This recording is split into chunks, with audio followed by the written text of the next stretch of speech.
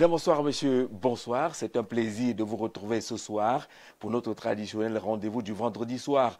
À vous la parole, le programme qui donne la parole et qui en donne ce soir à une figure marquante de la scène politique au Cameroun depuis plusieurs années maintenant, très sollicité sur les plateaux de débat de toutes les chaînes de télévision, adulé par un public toujours envieux et amoureux de ses propos, de son style. La langue est bien maîtrisée, les expressions également bien conçues. Il a annoncé il y a quelque temps sa candidature à la prochaine élection présidentielle. Il veut changer le Cameroun, assurer le développement du Cameroun, mais avec une base ancrée sur la discipline et même l'austérité. Il le dit clairement et il va s'expliquer sur ce plateau en répondant naturellement à vos différentes questions. Comme cela est de tradition, nous donnons la possibilité à ces candidats au fauteuil présidentiel à dévoiler, à décliner leur vision. Nous n'organisons pas des chasses aux sorcières ni des procès pour ceux qui sont encore aux affaires. Mais que propose-t-il pour que les choses changent dans notre pays? Notre invité s'appelle Valère Bessala, le guide Jouvence, déjà bien installé. Valère Bessala, bonsoir et bienvenue. Bonsoir, monsieur Jean-Jacques Zé. Bonsoir à vos millions de téléspectateurs et aussi de téléauditeurs. Bonsoir à votre président directeur général, monsieur Dieudonné Mvan, et bonsoir à votre merveilleuse équipe ici en studio et derrière la vitrine qui nous permet justement d'être audibles et visibles ici même et au loin. Vous avez annoncé votre intention d'être candidat à la prochaine élection présidentielle. On a envie de dire un peu sur le tas par rapport à d'autres leaders des partis politiques. On a eu l'impression que vous étiez un peu hésitant. Non, ce n'est pas de l'hésitation. Je dois avouer qu'il fallait observer la météo politique d'abord parce que vous savez, prendre la décision de déclarer sa candidature à une élection comme l'élection présidentielle relève d'une très grande responsabilité. Donc on ne se lève pas matin et on le fait. Donc il nous fallait observer la scène politique. J'ai eu l'habitude de le dire tout au long des années et les jeunes savent que cela a toujours été mon discours, c'est-à-dire que je ne suis pas entré dans cette affaire pour devenir président ni ministre, mais la logique du parti Jouvence a été comme premier élément de réveiller la jeunesse et guillonner la jeunesse, lui réapprendre la nécessité de s'impliquer dans les affaires politiques, de s'intéresser à la chose politique. Parce qu'aujourd'hui, il est clair que la jeunesse qui a toujours été fer de lance de la nation a toujours été utilisée comme un instrument. Partant de ce constat, nous nous sommes dit il faudrait que la jeunesse devienne la main de lance de la nation, c'est-à-dire celle qui prend ses responsabilités, qu'elle cesse d'être un instrument dans le fer de lance. Donc c'est le discours que nous avons tenu tout au long.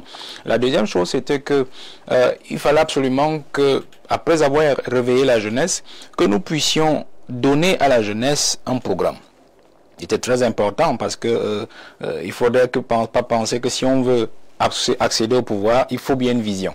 Et on a réussi à donner à la jeunesse un programme. C'est pour cela que c'est peut-être de cela que nous parlerons aujourd'hui. Oui. Et il fallait ensuite donner à la jeunesse un projet de société, c'est-à-dire une déclinaison du programme, un ensemble d'activités et d'actions qui, justement, que la jeunesse pourra opérer une fois qu'elle sera au pouvoir, afin de pouvoir garantir au reste du peuple camerounais le bien-être et le bonheur. Ça, nous avons rempli ces trois étapes, c'est-à-dire que la jeunesse est devenue un programme parce qu'il fallait absolument qu'on le comprenne, parce qu'on a eu à essuyer. C'est la question, hein, on a eu à essuyer. Qui allait forcément revenir et qui revient régulièrement. Oui. Comment pouvez-vous dire que la jeunesse est un programme? La jeunesse est un programme et je le dis toujours aux jeunes que la jeunesse devrait être un programme. Monsieur Jean-Jacques Zé, j'aime toujours parler terre à terre. Vous savez, quand vous êtes ici, vous êtes en train de travailler. Oui. Et à la fin du mois, quand on vous donnera votre subside ou votre salaire, ce sera justement pour vos enfants, pour leur donner un avenir, leur garantir le pain quotidien, les envoyer à l'école, ainsi de suite. Ça veut dire que quand vous sortez le matin, c'est parce que vos enfants sont un programme pour vous. C'est-à-dire que vous savez que si vous avez votre salaire, c'est pour qu'ils puissent manger à leur faim, qu'ils puissent se transporter, qu'ils puissent aller à l'école, qu'on ne les fasse pas sortir de l'école et que justement demain ils deviennent qui ingénieurs, qui médecins. Donc ils sont des programmes. Et puis quand vous restez à la maison, quand vous regardez vos enfants grandir, vous voyez leurs habitudes, leurs attitudes, vous vous dites ma fille peut être ingénieure. Parce que quand je vois ses attitudes, je vois ses notes, alors vous faites tout pour que dans ce couloir-là, qu'elle s'en sorte. Vous voyez? Et l'autre, le garçon, vous dites, elle peut être un médecin, elle peut être un enseignant, elle peut être ceci. Bon, vous voyez le garçon, ou c'est le garçon, il, ainsi de suite. Donc voilà, donc la jeunesse ne peut être qu'un programme. En politique, les gens ont pensé qu'en fait, quand on dit la jeunesse c'est un programme, c'est que juste c'est une affaire d'âge. Et qu'on veut mettre de côté les vieux, les plus âgés, on va pas dire les vieux, ceux qui n'aiment pas qu'on dise comme ça. Alors les plus âgés ou les aînés, non. La jeunesse c'est un programme parce que on ne vit pas pour soi. Je viens de parler du père de famille que vous êtes. Vous vivez pour ceux à qui vous donnez la vie et pour ceux qui comptent sur vous. C'est-à-dire vos neveux, vos parents, ainsi de suite. Donc vous voyez, on ne vit pas pour soi. On ne vit pas pour aujourd'hui, on vit pour demain. Et demain, c'est l'avenir. Vous comprenez? Alors, et la jeunesse, quand on parle de jeunesse, fer de lance la nation, parce que jeunesse, fer de lance la nation, ce terme-là a été créé justement en Afrique du Sud. En Afrique du Sud, c'est en fait la branche armée de l'ANC qui s'appelait en fait la jeunesse, fer de lance la nation. En Zoulou, ça a une autre connotation, vous voyez. Et le président Ahidjo a adopté ce terme-là, cette expression-là en 1980. Vous voyez. Donc c'est ce que nous sommes en train de dire que, et pour, quand on rentre... le fer de lance de la nation, on est agi. On est agi. On agit. Parce qu'il y a une main, qui utilise le fer. Du fer ou de ce dont le fer sera utilisé. Vous voyez? Donc, il était donc question pour nous de dire aux aînés que vous avez dirigé tout ce temps comme si la jeunesse devait demeurer la jeunesse et vous deviez demeurer ce que vous êtes, c'est-à-dire des gouvernants. Or, nous savons que l'homme, c'est un ensemble de finitudes. On naît, on grandit, on vit, et puis on s'en va. Alors, si on a dirigé comme si la jeunesse n'existait pas, nous arrivons et nous disons, nous refusons de sauter de génération. Parce qu'en fait, le président aujourd'hui a sauté déjà plusieurs générations. C'est-à-dire qu'il a utilisé déjà plusieurs générations du fait de sa longévité au pouvoir, 43 ans. Il en a pris au moins 2 générations politiques. Si on regarde, si on prend les générations par 20 années, sur 20 années, la génération politique. Donc vous voyez, il en a pris au moins 2. C'est-à-dire que de 40-60, vous voyez, de 60 à 80, il en a avalé. Donc, il est sur le point, s'il prend encore le dernier mandat, le 8e mandat de 2025, il va prendre une 3e génération, il va la grignoter. Donc c'est compliqué. Que cette jeunesse vous écoute, ça fait plusieurs années, vous parlez de la jeunesse, vous la mobilisez, cette jeunesse-là, mais lorsqu'on regarde les faits, elle ne s'inscrit pas beaucoup sur les listes électorales, elle semble ne pas beaucoup s'engager. Elle est encore très présente dans la diversion, la distraction, les bars, la Champions League et autres. Est-ce que vous avez l'impression finalement que la jeunesse vous écoute et veut vous suivre? Elle nous écoute parce que je fais moi-même une patrouille dans tous les médias, que ce soit les médias classiques, que ce soit les réseaux sociaux. Et je m'en suis rendu compte, la jeunesse prend de plus en plus conscience, elle s'éveille. Bon, c'est vrai qu'avec les moyens qui sont maudits, qui sont les nôtres, on essaie d'avancer, on n'a pas toujours les grands moyens pour pouvoir faire des tollés médiatiques. Quand on en a l'occasion, on le fait de bon cœur et efficacement. Donc la jeunesse suit. C'est vrai ce que vous dites, il y a encore une bonne part de la jeunesse qui est encore dans la distraction. Mais je crois que l'électrochoc que nous sommes en train de créer depuis quelques années est en train de porter ses fruits. Et je crois qu'avec l'élection présidentielle qui s'en vient, il y aura encore davantage d'électrochocs qui vont amener certainement ceux qui dorment encore à se réveiller. Mais qu'est-ce qui manque pour que cette jeunesse-là se lève, aille s'inscrire par exemple, et dise clairement le soutien aux candidats qui représentent la jeunesse? Parce qu'on voit encore une partie qui annonce les soutiens à ces plus âgés qui sont là depuis plusieurs années. Ben, vous savez, le fait au fond d'abord, c'est l'indigence. Vous savez, l'indigence fait que à la fois la pauvreté qui gangrène nos familles et surtout notre éducation, on va en parler tout à l'heure certainement, expose les jeunes à la manipulation et à l'instrumentalisation. Donc ça fait que, quel que soit ce que vous pouvez leur dire parfois, lorsque on dit souvent ventre affamé n'a point d'oreille, vous avez beau leur dire ce que vous voulez, c'est un peu difficile qu'ils suivent. Mais nous comprenons quand même... Ventre affamé a des oreilles pour suivre la direction de la main qui donne quelque chose. La direction de la main qui donne quelque chose, ou le vent qui lui apporte de l'or ou du diamant. Donc c'est un peu cela. Donc nous avons espoir quand même en cette jeunesse-là qui a déjà été électrocutée par les faits de la vie et par notre discours, qui s'est déjà réveillée et qui est prête au changement. Bon, elle n'est peut-être pas plus nombreuse que celle qui dort encore, parce que celle qui dort encore est vraiment encore nombreuse, mais il faut déjà situer que si la jeunesse reste comme ça, c'est aussi à cause du système éducatif, parce qu'on ne peut pas faire, on ne peut pas changer un modèle en 7 ans que les aînés ont pensé pendant 40 ans. Vous voyez, le modèle éducatif camerounais est tel que on a appris aux jeunes que la politique aux politiciens, l'école aux écoliers. Et les parents, en fait, ont éduqué leurs enfants dans cette logique-là. Parce qu'en fait, la peur du politique, la peur des représailles, la peur de la répression, et ainsi de suite. Donc, les parents sont restés dans cet état d'esprit et se sont dit, il vaut mieux retirer leurs enfants de cette affaire-là, pour les protéger et chacun s'assure son pain quotidien comme il peut. Et donc, les enfants ont grandi dans cet état d'esprit. Donc, le moment, c'est ce que nous faisons donc depuis 7 ans pour leur dire que non, la politique n'est pas le lieu des meurtres ou le lieu des assassinats, même comme on en a assisté à un certain moment ces 2 dernières années. Mais la politique est justement ce qui commande tous les secteurs de la vie et qui commande même la vie de l'individu. Si vous ne faites pas la politique, on le dit si bien, elle va vous faire. C'est la politique qui fixe le prix du pain, qui fixe le salaire, qui fixe le SMIC, qui donne l'emploi, ainsi de suite. Donc si nous ne faisons pas cette politique-là, nous ne pouvons pas nous en sortir. Si nous n'entrons pas en politique pour challenger, pour affronter les aînés démocratiquement, il nous sera difficile de pouvoir changer quoi que ce soit parce qu'ils vivent dans une autre époque. Ils sont nés dans une autre époque. Ils n'admettent pas en fait qu'ils puissent s'adapter à la nouvelle époque. Ils ont peur de la modernité. Et donc nous devons dire aux aînés, le moment est venu pour vous de penser à l'avenir. Et nous, c'est l'avenir. Les sociétés se développent par génération.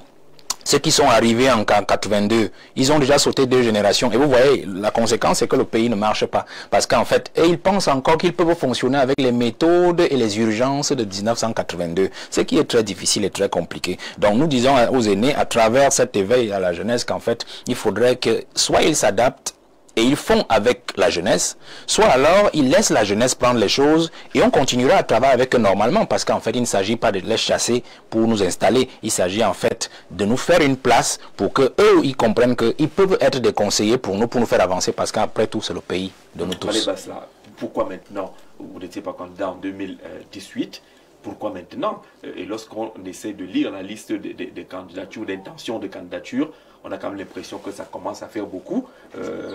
Est-ce que vous suivez cette mode, entre guillemets, avec tous ces candidats? Vous vous inscrivez où? La particularité, c'est où? L'élément fondamental de votre détermination se situe où par rapport aux autres? L'élément fondamental, c'est la météo politique.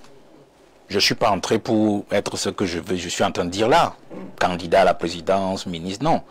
Et mon discours a toujours été constant. Et c'est la logique du parti Jouvence. Parce que si je déçois la logique du parti Jouvence, je ne serai plus guide. Ça, c'est clair.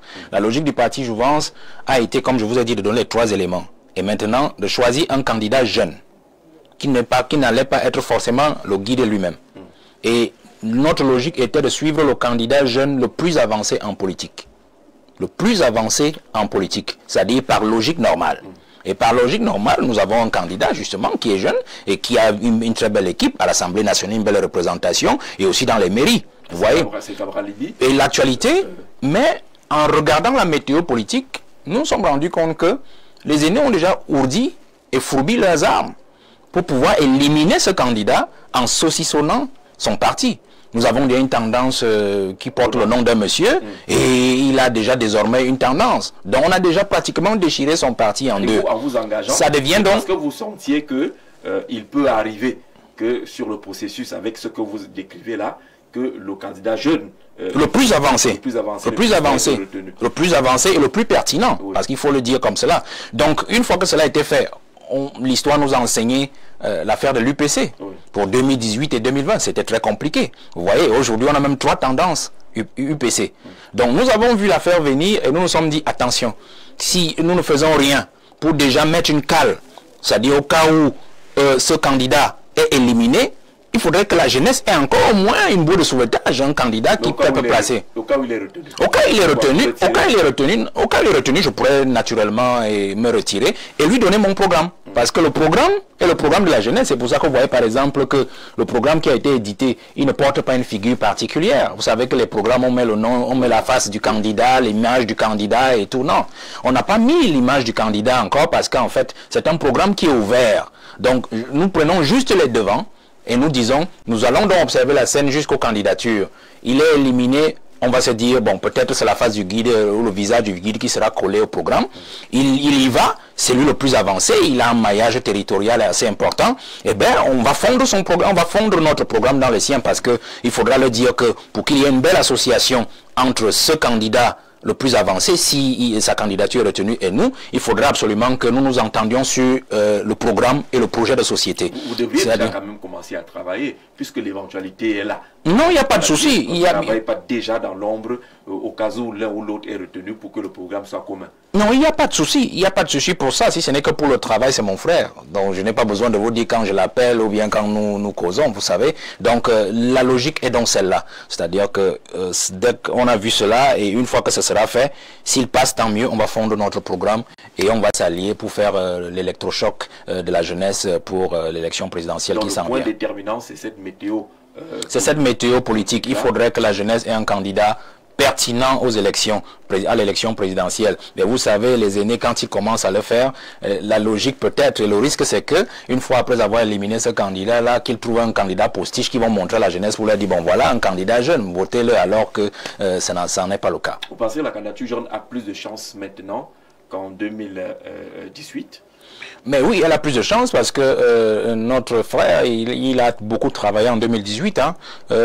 Comme on se dit souvent, il a fait un sacré travail avec sa candidature en 2018 et le résultat qui a été le sien, il a fait avancer les choses pour la jeunesse, c'est-à-dire sur le plan de la politique, sur le plan de la représentativité à l'élection présidentielle. Donc il est question en fait non seulement d'augmenter ce score-là, d'élever ce score-là, mais en fait aussi de prendre l'affaire si cela est possible. Donc il a fait un sacré travail qu'il faut entretenir. C'est pour cela que nous sommes venus en soutien avec le parti jouant, c'est-à-dire un parti vierge, pour que les jeunes n'aient pas des appréhensions sur certains vieux partis, c'est des amis du pouvoir, ou bien c'est un parti qui a échoué, qui est infesté, ainsi de suite. Donc il fallait un appareil pour les jeunes uniques, pour la cause jeune aussi uniquement, et qui pourrait le moment venir jouer la carte jeune le moment venu au profit de celui d'entre nous qui serait le plus avancé. Mais si Jouvence est finalement engagé, il y a cette difficulté. Vous n'êtes pas un parti représenté, vous devez être présenté par un parti politique, mais le dossier doit contenir les 300 signatures, ce qui n'est pas facile. Oui, nous sommes conscients de cela. Nous sommes conscients de cela et c'est pour cela que nous nous sommes dit l'hypothèse qu'on va adopter. On a deux hypothèses, puisque l'article 121 est clair. On a deux hypothèses. Au-delà de l'hypothèse des partis qui ont des élus, c'est que soit notre parti, on part sous la bannière du parti, et on doit toujours chercher les 300 signatures, ou alors on part sous la bannière de la candidature indépendante, et c'est toujours les 300 signatures. De toutes les façons, on a choisi l'hypothèse de la candidature indépendante, les 300 signatures. On connaît les difficultés, on sait que c'est une hypothèse qui n'a pas encore été expérimentée sous le code, le nouveau code électoral, c'est-à-dire qui a été voté en 2012. Vous voyez? Donc nous nous disons que au moins sur ce point-là, nous allons peut-être soit innover, c'est-à-dire qu'être les premiers peut-être à avoir les 300 signatures, on ne sait jamais, on doit y aller quand même. Parce qu'on a craint l'autre hypothèse de l'investiture par un parti qui a des élus. Parce que c'est très dangereux. Comme je l'ai dit sous d'autres cieux, j'ai dit, bon, l'hypothèse est dangereuse. Pourquoi? Parce que on peut bien aller et puis on s'entend avec un parti politique et vous connaissez les aînés et leur méthode et on se retrouve devant une contestation à la porte de l'ECAM ou à la porte du Conseil constitutionnel où on se retrouve à contester même l'investiture qui nous a été faite. Ça devient très compliqué. Alors, prudemment, nous nous disons, allons sur la voie des 300 signatures. Elle nous coûtera certes cher, mais il faudrait y aller. Et c'est pour cela que nous allons lancer aussi bientôt un appel à la jeunesse à contribution, un fundraising pour que les jeunes, ils mettent la main à la poche, qui 200 francs, qui 100 francs, pour qu'on puisse avoir le budget qu'il nous faut pour faire les 10 régions, avoir les 30 signatures par région, donc 300. J'ai demandé même qu'on a jusqu'à 40, c'est-à-dire par région, pour que si arrivé en haut au Conseil constitutionnel, les camis en éliminent 2, 3, 4, 5, on reste toujours dans la donne des 30 signatures par région. Donc les jeunes seront sollicités bientôt, qui 200, 300, pour qu'on puisse y arriver. Et on a fixé un budget séquencé, c'est-à-dire que ce que nous allons leur demander, ce sera d'abord le budget pour avoir les 300 signatures. Je donnerai certainement peut-être le montant à la fin de l'émission. Et puis on a ajouté les 30 millions de caution parce que le temps sera très court. Le président devra convoquer le corps électoral. Pour payer les 30 millions, vous ne les avez pas encore pris? La caution, non, mais attendez, moi j'ai fait ma part. Je ne suis pas... attends, je dis toujours aux jeunes, le travail que j'ai fait jusqu'à ce jour-là, je l'ai fait avec les jeunes qui sont dans le parti, avec les petits moyens dont on dispose. Donc moi je n'ai pas 47 millions plus 30 millions à donner pour une affaire qui nous concerne nous tous. J'ai aussi ceux qui comptent sur moi et qui attendent au moins le pain au quotidien. Et puis l'élection présidentielle, c'est certes l'élection d'un homme, passage au peuple, mais c'est l'élection de tout le peuple pour le bonheur du peuple. Donc je n'ai pas les moyens. Et je crois même qu'il faut avoir peur en politique de celui qui vient avec les poches pleines les sous et qui vous dit je suis prêt à aller justement voter. Ça devient très compliqué. Même Trump, le grand homme d'affaires, il a dû faire recours à ceux qui ont de l'argent et qui ont dû cotiser pour cela. Donc moi je n'ai pas de l'argent jusque-là pour pouvoir prétendre faire ça. Les messages, il y a beaucoup de Camerounais qui ne comprennent pas. Ça fait 1, 2, 3 ou 4 candidats à l'élection présidentielle que nous recevons ici et qui parlent toujours d'appel à la mobilisation des fonds. Ils disent que soit c'est l'impréparation, soit c'est simplement des candidats qui vont à l'aventure. Non, c'est une affaire d'inculture. C'est une affaire d'inculture politique parce que même le code électoral, je crois l'article 180 ou 181 ou 182, prévoit justement les modalités de levée de fonds par les partis politiques. Et je crois que c'est un vide juridique parce que l'État n'a pas encore pris un texte allant dans ce sens-là. Et je dois déjà vous dire que pour notre opération à nous, de levée de fonds dans les prochains jours que nous allons lancer, malgré que l'État n'a pas encore sorti un texte d'application pour encadrer la levée des fonds, nous avons quand même pris la peine d'écrire au ministre de l'administration territoriale pour lui demander l'autorisation de lever des fonds pour le candidat de Jouvence que je suis, afin de pouvoir demander au peuple de mobiliser ces fonds-là pour notre campagne. Donc nous ne voulons pas, nous voulons respecter la loi, vous comprenez, et y aller ainsi. Mais je dois aussi avouer que les histoires d'argent, moi j'aime pas parler des histoires d'argent et j'aime pas vraiment me frotter à ça. C'est vrai que les jeunes, quand ils ont proposé cette affaire, disait non, il faut que le guide, votre nom, non, j'ai dit non. On va faire les cotisations comme cela doit se faire. Il devra avoir une personne qui va centraliser les fonds avec les comptes comme les autres fonds. Et la deuxième chose, c'est que nous n'allons pas demander aux jeunes de lever les fonds jusqu'à la présidentielle, à la campagne. Il faudrait qu'ils lèvent les fonds par à-coup, par étape. La première étape, c'est la validation de la candidature. Et la validation de la candidature, on va lever les fonds pour faire valider la candidature. C'est-à-dire, chercher les 300 signatures, ça coûte de l'argent. Comprenez? Et ensuite, mobiliser la caution. C'est les deux choses pour lesquelles nous allons lever les fonds. Ça veut dire deux choses. L'une, la première, c'est que si l'argent que les jeunes vont lever ne suffit pas à ce qu'on fasse le travail là, il faudra qu'on trouve un moyen pour le réinjecter dans le circuit. Présidentielle, c'est une course qui a besoin de fonds, c'est une course de fonds qui est longue. Allez appeler les jeunes à contribuer aujourd'hui, alors que vous-même vous reconnaissez que cette jeunesse-là est en difficulté. Vous dites qu'elle est en difficulté, mais vous leur demandez quand même de contribuer. Donc je termine en disant que de deux choses l'une, si l'argent pour valider la candidature qu'ils auront mobilisé ne suffit pas, il faudra trouver un moyen de le réinjecter dans le circuit, peut-être à travers des investissements qu'eux-mêmes ils vont trouver. Comprenez? Je ne peux pas m'engager dans une affaire. Forcément attendre d'être président. Non, je dis ceci, je dis le financement sera par étape. Oui. La première étape du financement qui sera demandée aux jeunes, c'est l'étape de la validation qui comprend la recherche de 300 signatures et la caution de 30 millions. Voilà. Une fois que nous avons donc cet argent et nous atteignons cet objectif et que notre candidature a été validée, parce que la condition pour leur demander encore de l'argent pour la campagne, c'est que la candidature soit validée. Parce que nous ne pouvons pas demander aux jeunes de cotiser jusqu'à l'élection présidentielle, alors que nous ne sommes même pas sûrs que la candidature sera validée. Ça ne fait pas sérieux, ça ne fait pas responsable. Vous voyez? Donc c'est ce que nous avons vu pour ne pas créer les problèmes de sous dans ce genre de choses-là. C'est pas moral. D'accord. C'est pas éthique. Ils sont donc nombreux, ceux qui marquent leur intention à vouloir être candidat à l'élection présidentielle. Et tous ces derniers temps, vous avez vu les débats à travers les chaînes de télévision et autres sur la multitude de ces candidatures. Est-ce que c'est de l'aventure? Est-ce que ça fait sérieux de voir autant de candidatures? Non, moi je ne juge pas les autres. Vous savez, je m'occupe de la cause qui est la mienne et que je défends. C'est vrai, il y a des jeunes qui disent, mais qui vous a dit qui vous a même élu guide, qui vous a demandé de nous défendre, vous savez, et c'est tout à fait légitime, vous voyez, c'est la logique d'un parti. Ça veut dire que les jeunes qui se reconnaissent en ma petite personne et au parti que je dirige, eh ben, ils feront le job. Ceux qui pensent qu'ils peuvent se reconnaître ailleurs, ce n'est que partie remise. Donc, je devais d'abord sortir cet élément-là. Maintenant, pour les autres leaders, moi, chacun s'occupe de ce qu'il pense être le plus important pour la société. Chacun fait ce qu'il pense être le meilleur et ce que son instinct lui indique. Donc je ne peux pas porter de jugement sur ce que les autres font ou ce qu'ils disent. Alors, lorsqu'on parcourt un peu votre programme, nous on a la chance d'avoir jeté déjà un coup d'œil là-dedans. Vous insistez sur la discipline, vous insistez sur la lutte contre le désordre, l'impunité et autres. En parcourant le document, on a l'impression que vous venez avec beaucoup de rigueur. Vous parlez aux jeunes en annonçant beaucoup de rigueur. Est-ce que ça marche ensemble? Non, il faut savoir que le programme, le document que nous avons proposant au peuple camerounais, nous proposons un programme et un projet. Alors, le programme, en fait, c'est la vision. C'est la vision et c'est pour ça que nous l'avons appelé Réparons le Cameroun. Réparons le Cameroun pour une nation unie, disciplinée et prospère pour tous ses enfants.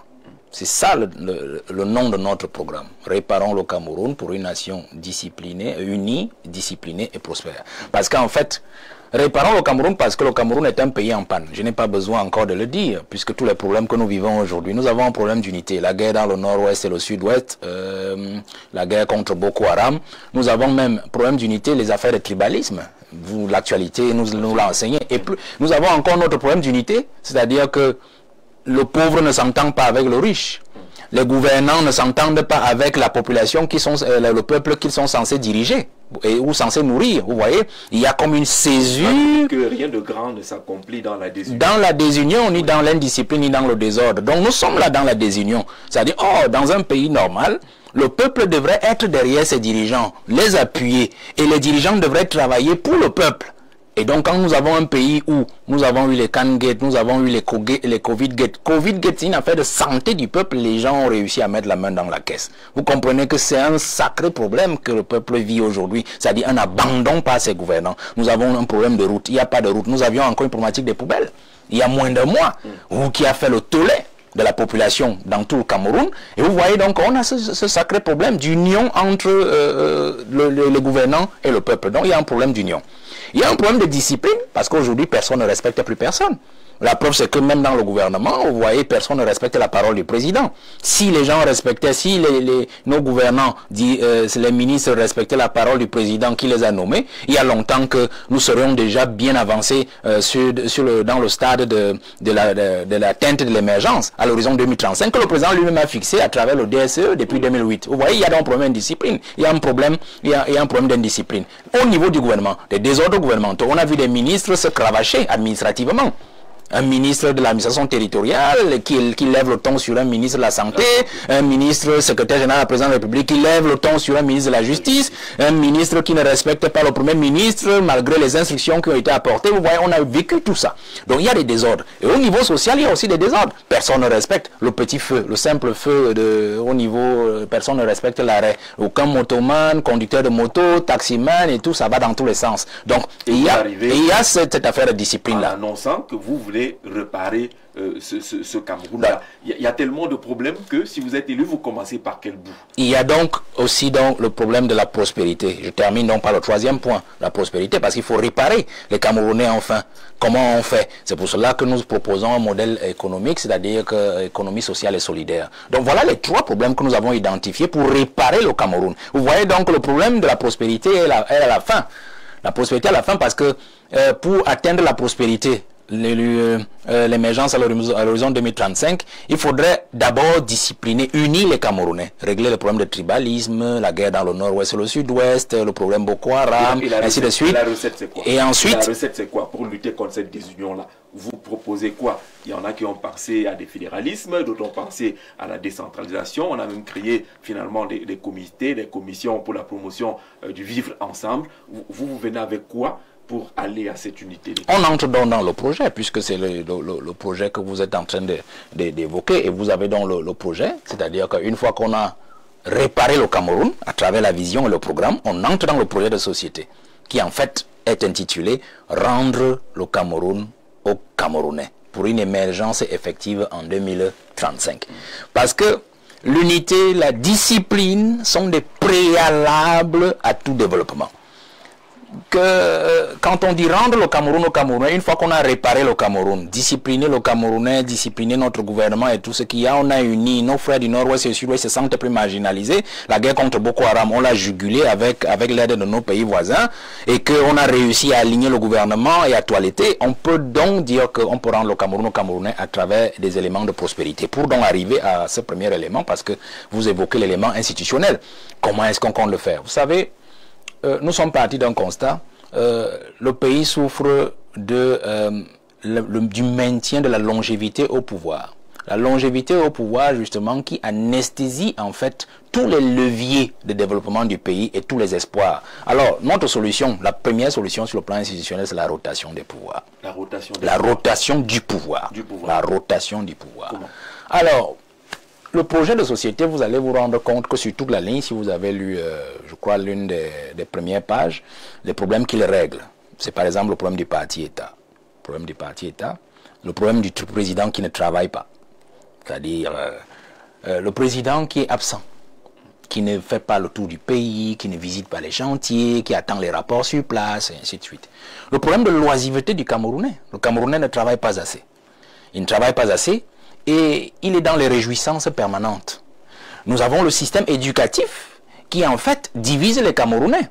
C'est-à-dire que aujourd'hui, nous avons deux types de Camerounais dans le système éducatif. Il y a un Camerounais saxon, de sensibilité culturelle saxon, c'est-à-dire ceux qui font le système entre guillemets anglophone, et il y a un Camerounais de sensibilité francophone. C'est-à-dire, lui, il suit le système français. Vous voyez, quand vous voyez les mentalités, la moralité, l'éthique, vous sentez qu'il y a deux Camerounais. On n'a même pas besoin de discuter dessus. Donc, il faut régler tous ces problèmes. Il y en a d'autres. Il y a même le problème de la sécurité. Il faut régler le problème de la sécurité avec les affaires martinaises qu'on a eues et qui nous ont montré en fait l'infiltration des services de renseignement, des services d'intelligence. Donc, il faut raboter tout cela. Nous avons le système de sécurité sur le plan même des recrutements dans l'armée. Mais nous avons donc engagé une clé. C'est la répartition des pouvoirs. Qu'est-ce que la répartition des pouvoirs? La rotation des pouvoirs. Sur la rotation des pouvoirs, ça suppose quoi? La rotation... Vous êtes élu au mois d'octobre prochain, oui. Vous mettez en place la rotation des pouvoirs. Il s'agit de quoi exactement? La rotation des pouvoirs vise en principe de base l'intégration, l'implication de tous les ressortissants du peuple, où qu'ils soient, à la gestion du pays. De toutes les régions, si vous parlez des régions. Mais nous avons fait plus simple parce qu'il y a des auteurs qui avaient déjà parlé de la rotation du pouvoir. Mais nous avons parlé de la rotation des aires sociologiques. C'est-à-dire, nous avons divisé le pays en 4 aires sociologiques que d'ailleurs vous connaissez, on n'a rien inventé. L'aire soudano-sahélienne, c'est-à-dire les 3 grandes régions septentrionales. Extrême nord, nord, Adamawa. Nous avons l'aire forestière, la région du sud, la région du centre, la région de l'est, qui est la vôtre, d'ailleurs, la dernière. Nous avons l'aire... C'est là que la rotation des pouvoirs m'intéresse. L'aire côtière, voilà. Vous aussi, vous pouvez... Vous aussi, vous pouvez prétendre désormais à cela. L'aire côtière, qui est en fait constituée des régions littorales, c'est-à-dire la région du littoral, la région du sud-ouest, et l'aire Grassfield, qui est constituée de la région de l'ouest et la région du nord-ouest. Ça fait 4 aires sociologiques. Alors, la rotation du pouvoir est tout à fait simple. Le président, nous définissons un mandat de 4 ans renouvelable une seule fois. 4 ans renouvelables une seule fois. 4 ans renouvelables une seule fois. Durée, c'est 8 ans. C'est 8 ans. Oui. Et c'est 8 ans pour une aire sociologique. Je prends un simple cas. Je suis le guide aujourd'hui, je suis candidat pour l'élection présidentielle 2025. Alors, si nous avons déjà établi les règles pour la rotation du pouvoir, c'est clair que je gagne l'élection présidentielle pour l'aire forestière, centre, sud, est. Aussi simple que ça. J'ai la possibilité de nommer 2 vice-présidents. Parce qu'on instaure le poste de vice-président. Oui, 2 vice-présidents. Qui ne peuvent sortir que de 2 aires sociologiques autres que la mienne. Oui. Sauf de l'aire sociologique qui prendra le pouvoir immédiatement après la mienne. Parce qu'elle est déjà désignée avant? Oui, parce qu'elle sera déjà désignée avec la rotation, il faut la programmer. Il faut la programmer. Ça veut dire quoi? Si je suis du centre, je vais nommer 2 vice-présidents. C'est-à-dire, au dépôt de ma candidature, je donne les noms de deux de mes vice-présidents. Après mon élection, je les nomme et je fais valider leur nomination à l'Assemblée nationale à la prochaine élection, à la prochaine session élective de mars. Vous comprenez? Mais les 2 vice-présidents, par exemple, je dis cela, viendront par exemple de l'ère soudano-sahélienne, c'est-à-dire Adamawa, nord et extrême nord, et l'autre viendra de l'aire côtière, c'est-à-dire littoral et sud-ouest, sachant qu'après notre aire sociologique, le pouvoir ira dans l'aire Grassfield, c'est-à-dire l'ouest et le nord-ouest. Donc je ne peux pas nommer de vice-président de ce côté-là. Vous comprenez?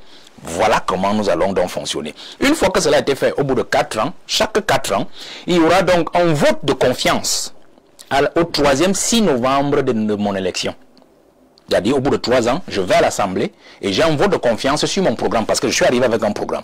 Et l'Assemblée dira, vous avez appliqué votre programme ou vous ne l'avez pas appliqué. Ils pourront voter, ils pourront faire un vote de défiance, c'est-à-dire me destituer. Oui. Me destituer. Je peux avoir été corrompu. C'est-à-dire que j'ai passé un marché et puis j'ai été épinglé comme président de la République. Eh bien, on me destitue. C'est un vote de défiance. Vous comprenez? Et si je perds dans l'élection, celui qui va me remplacer va continuer le mandat, c'est-à-dire les premiers 4 ans, l'année qui reste, il continue le mandat, il sera choisi dans la même aire sociologique, non plus dans ma région, c'est-à-dire la région du centre, mais dans la région du sud ou dans la région de l'est. Vous comprenez? Et si lui aussi il est épinglé au prochain mandat, c'est-à-dire au dernier mandat de 4 ans, l'aire sociologique perd son tour. Et on passe à une autre aire sociologique. Voilà un peu pour vous expliquer. On pourra aller au fond des explications pour la suite. D'accord. Sur cette vision, vous insistez, on l'a déjà dit, sur la discipline. On parle également de rigueur et même d'austérité. Vous venez avec le bâton? Oui, le bâton. Il faudra le bâton. Parce que nous avons atteint un niveau, comme j'ai l'habitude de vous dire, connaissez déjà mon langage, le pourrissement total que le président a mené, la tolérance administrative à n'en plus finir. Aujourd'hui, les Camerounais sont livrés à eux-mêmes, c'est chacun qui fait n'importe quoi, n'importe où, n'importe quand. Si le prochain président qui arrive, il continue avec la logique actuelle là, on n'y arrivera pas. Quel que soit le financement qu'on peut avoir pour financer n'importe quel projet, vous aurez toujours des gens qui piqueront à la caisse parce qu'ils diront, on ne nous a pas fait quelque chose hier, ce sont les mêmes méthodes aujourd'hui, on ne nous fera rien et puis on ne va jamais décoller. Donc il faudra absolument un régime de discipline. Rigueur, discipline, austérité. Austérité sociale, austérité politique. Économique aussi. Austérité sociale, austérité politique, austérité économique en tout. D'accord. C'est pour ça que vous insistez sur la lutte contre le laisser-aller et l'impunité. La discipline. L'État du Cameroun a quand même mis en place plusieurs outils pour essayer de lutter contre le laisser-aller et l'impunité et la protection de la fortune publique. Vous pensez que ces outils sont inopérants? Vous allez voir par exemple que nous allons activer la peine de mort, parce que la peine de mort, la peine capitale est toujours dans le code. Elle n'a pas été abolie, toujours dans le code. Mais nous allons l'activer. Par exemple, vous allez voir que nous proposons la création d'un juge capital. Au juge capital, c'est-à-dire, lui sera uniquement pour la peine de mort. C'est-à-dire que lorsque vous avez commis un crime qui justement prévoit, qui est dans le code pénal, il est prévu qu'effectivement vous devez passer soit au bio, au poteau, ou à la guillotine, je ne sais pas moi, à la pendaison, si c'est lui qu'on va saisir. C'est pas trop dur ça? Non, mais il faut bien le faire. Moi je suis désolé. Jerry est arrivé au Ghana en 1983. Il a montré l'exemple et tout le monde s'est aligné. Aujourd'hui, le Ghana est un pays droit. On ne retrouve pas ce genre de choses là-bas. Donc si nous ne le faisons pas, en Chine, d'ailleurs, les exécutions, ça coule les rues là-bas. Vous piquez, vous mettez la main à la caisse, et bien, on vous exécute. Aussi simple que ça. Si on ne le fait pas, on ne peut pas y arriver, monsieur Jean-Jacques Zé. Donc, nous avons créé un juge capital. Et les juges, les magistrats seront tenus désormais aussi. Parce qu'en fait, vous allez vous rendre compte que nous allons, les magistrats seront les juges, les chefs oui, les juges seront élus. Par exemple, le procureur sera élu. Le juge, le président du tribunal sera élu, le président de la Cour suprême, il sera élu, d'ailleurs ce sera en collège, et puis le reste. Donc on va aller dans ce sens-là. Et ils seront tenus, c'est-à-dire qu'il n'y aura plus les affaires où un greffier, parce qu'il est le greffier, il gère les finances d'une juridiction, il va toucher de l'argent. Non, on va créer des structures où le contribuable ou le justiciable, lorsqu'il y a des frais, il va et il ramène le ticket, il dépose sur le greffier et on passe l'affaire. Aussi simple que ça. Donc on va mettre des conditions pour que les choses aillent pour le mieux et qu'il n'y ait plus un contact entre l'individu et l'argent. Vous voyez, ça on va le faire. On va vraiment, il y a des mesures qui sont prévues pour cela, mais ce sera la discipline et on ira pour cela. Vous faites quoi de la CONAC qui est déjà là, de la NIF qui est là et beaucoup d'autres structures qui ont été créées? Non, on va leur donner davantage un pouvoir beaucoup plus répressif, c'est-à-dire des moyens. C'est-à-dire qu'on a réaménagé, on a parlé par exemple de la restructuration de la CONAC, la restructuration de la NIF, et même le contrôle supérieur d'État, il faudra le ramener à beaucoup plus de répression, c'est-à-dire une répression administrative, pour qu'il n'y ait plus ce conflit-là entre le contrôle supérieur d'État et l'actuelle chambre des comptes que nous on va transformer en Cour des comptes. Vous voyez, donc on a prévu ce genre de mécanisme-là, c'est-à-dire que si par exemple la CONAC avec les mesures répressives a sorti son rapport et on s'est rendu compte qu'effectivement cela est avéré, vous allez rendre compte. Et puis le juge financier va créer par exemple des parquets financiers dans les régions. les parquets financiers. Donc l'affaire où vous venez à Yaoundé, on vous attrape en région, vous venez à Yaoundé, il y aura des parquets financiers par région, dans chaque région, et qui seront en fait les premiers degrés, des institutions de premier degré en la matière sur des délits financiers ou des crimes financiers. Et on va transformer par exemple le TCS en juridiction de second degré. Donc de dernier degré, parce que dès qu'on a jugé au niveau du TCS, c'est terminé, puisque c'est une juridiction spéciale, on ne revient plus dessus. Et donc si c'est le bio, on vous amène au bio, si c'est la fusillade, on vous amène là-bas, aussi simple que ça. Et puis le juge capital, il pourra régler votre compte, aussi simple que ça. Vous êtes le candidat des jeunes et vous parlez aussi facilement de guillotine, de fusillade et autres. Vous n'avez pas peur qu'il vous tourne le dos, parce que la jeunesse camerounaise est habituée au jouissif, vous l'avez dit tantôt. Mais pas peur. Non, c'est un peu trop dur. Je ne crois pas que c'est la jeunesse qui devrait avoir peur. Je crois peut-être que c'est ceux qui dirigent actuellement et qui font cette affaire-là qui devraient avoir peur. Donc, je ne crois pas. Et puis, vous savez, c'est une des formations de mon métier, du commandement. On ne parle pas beaucoup. C'est vrai qu'avec mon activité politique, je suis obligé d'aller sur les plateaux et tout. Mais on ne parle pas beaucoup, on agit davantage. Donc, c'est pour cela que vous allez voir que tout ce programme que vous avez parcouru et ce projet de société, ce sont des actes. Puisqu'en fait, quand vous voyez problème identifié, action, et puis structure dédiée, résultat, on ne parle pas dans le projet, on fait des tirets, et puis on vous sort des structures et on vous dit le résultat qu'on attend. On ne va pas parler beaucoup. Ce sera important, ce sera le temps du travail. Mais je vais quand même vous dire une chose, c'est que le projet de société tel qu'il a été conçu, vous avez vu que nous avons dit rendre le Cameroun aux Camerounais pour une émergence effective en 2035. La logique est tout à fait simple. Si la discipline, nous la faisons et nous la réalisons à travers le programme Réparons le Cameroun, l'argent que nous allons trouver pour transformer le Cameroun en chantier sera justement pour l'émergence en 2035. Nous sommes à 10 ans de l'émergence 2035. Vous allez vous rendre compte que ce programme et ce projet sont une continuité de ce que le président de la République a initié. Puisqu'en fait, il a dit émergence en 2035. Donc ce projet est non seulement la continuité des institutions, la continuité du service au peuple, la continuité du service public et la continuité du service administratif. Vous allez donc vous rendre compte. Une continuité tout en réparation. Tout en réparation. Vous allez donc voir, parce que ce n'est pas parce que nous voulons le pouvoir qu'on va dire que tout ce que le président a fait, on doit le jeter à la poubelle. Il l'a fait avec les fonds du Cameroun, avec l'argent du Cameroun. Il a dit émergence en 2035.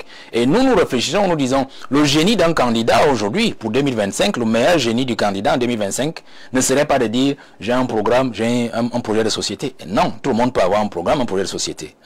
Le meilleur génie sera de montrer aux Camerounais que vous êtes aptes, en fait, à terminer ce qui n'a pas été achevé par ceux qui s'en vont, à continuer là où ils ont abandonné, et à réparer ce qu'ils n'ont pas pu arranger ou alors ce qu'ils ont détruit. Vous comprenez? C'est ça le génie. Et ici, nous proposons au peuple camerounais d'atteindre cette émergence effective en 2035.